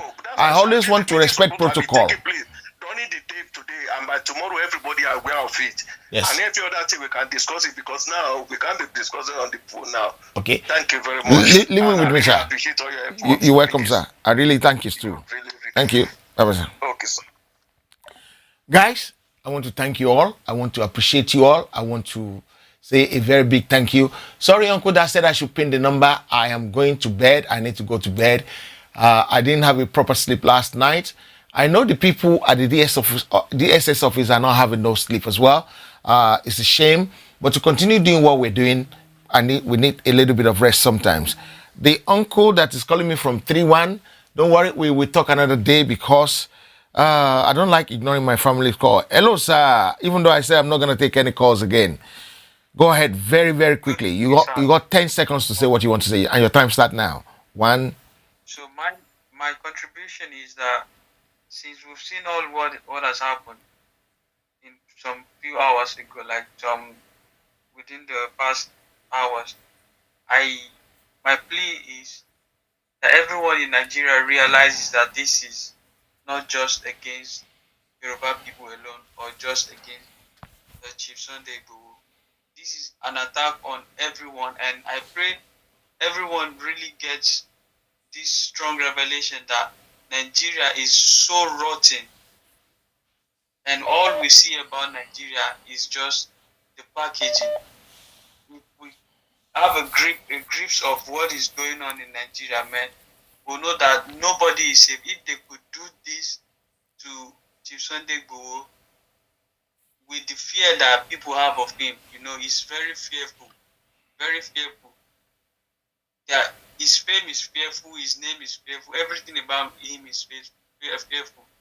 If they could do something like that to him, the only person in Nigeria or the only people in Nigeria that are safe are the Fulanis. Yes. And they are the only ones that are safe. Every other person in Nigeria is not safe. It's just a matter of if they want to do anything to you. If they want to do anything to you, they can do it to you. Now we should speak up. We don't need anybody to tell us again. These are worse than what we saw just happen yesterday. These are worst. It's just a message that they are trying to pass across to us. No matter how they label Chief Sunday Igboho, we all know that's not possible. That's not his personality. True, very true. Attack on everyone in Nigeria, not just the Yoruba people alone. I'm Yoruba. Yeah. Nigeria ti dàrú ju nǹkan tá a rí tó ṣẹlẹ̀ sólóyè lọ. Okay. At any time, not they decide pé àwọn fẹ́ pa anybody. Ká má sọ pé àwọn fẹ́ ṣèyàn níbi ni. Torí ẹ̀ ni save àdẹ́lé bẹ̀rù. Tá à ń bẹ̀rù tá a bá fẹ́ pé wọ́n fẹ́ pa wá. Nígbà téèyàn ò bá ti save, kí ló tún bẹ̀rù ikú fún mọ́? O save òun bẹ̀rù ikú. Débi tó bá save ló mọ̀ sọ pé òun bẹ̀rù ikú àbí ò fẹ́ lọ síbi kankan má bàa pẹ́. Thank you. Save were open. That's true, Uncle. I'm going to take it off you. I really appreciate you. I love your youthfulness. That is why I decided to answer your call. I need to go to bed. I need to run away. I want to thank you for joining the call. Please keep in touch always. And if anybody has called and I didn't answer the call, please, I'm so sorry. You are all my family. The petition link will be sent out tomorrow. If I keep sending petition now, I will not go to bed. I will not go to bed. The person that need the t-shirt, I will talk about the t-shirt tomorrow. Please bear with me. Anything you want, let's leave it all to tomorrow. Can you see what I have on my shoulder there? I stand with Sunday Igboho. I'm not sure if you can see it. Can you see it? I stand with Sunday Igboho. And in there, hashtag, I stand with Sunday Igboho. That is what I'm wearing. I don't know what I'm going to do with it. I don't know what I'm going to do. But we talk tomorrow by the grace of God. The link to support Heritage Television is right at the bottom. If you want to support, every little helps count. Anything you can give, from £10, £20, £30, £50, £100, even £500. We're not looking for £1,000 because we don't want us to control. We don't want you to control what we're doing. So if you want to give us, maybe we're not looking for you to give us £1,000 because if you give us £1,000, we don't want to be underneath you. We still want to be able to say it as it is. Guys, I love you all. Until tomorrow or later on today that I come your way again, I remain loyal to Yoruba land and to God Almighty and to all of you, my fans, who has taken their time out to come and listen to what I have to say tonight. Guys, I love you. Good night. ẹ̀yin èèyàn wa ẹ jẹ́ ká jọ jùmọ̀ kọ orin ilẹ̀ Yorùbá àwa ni ògo adúláwọ̀.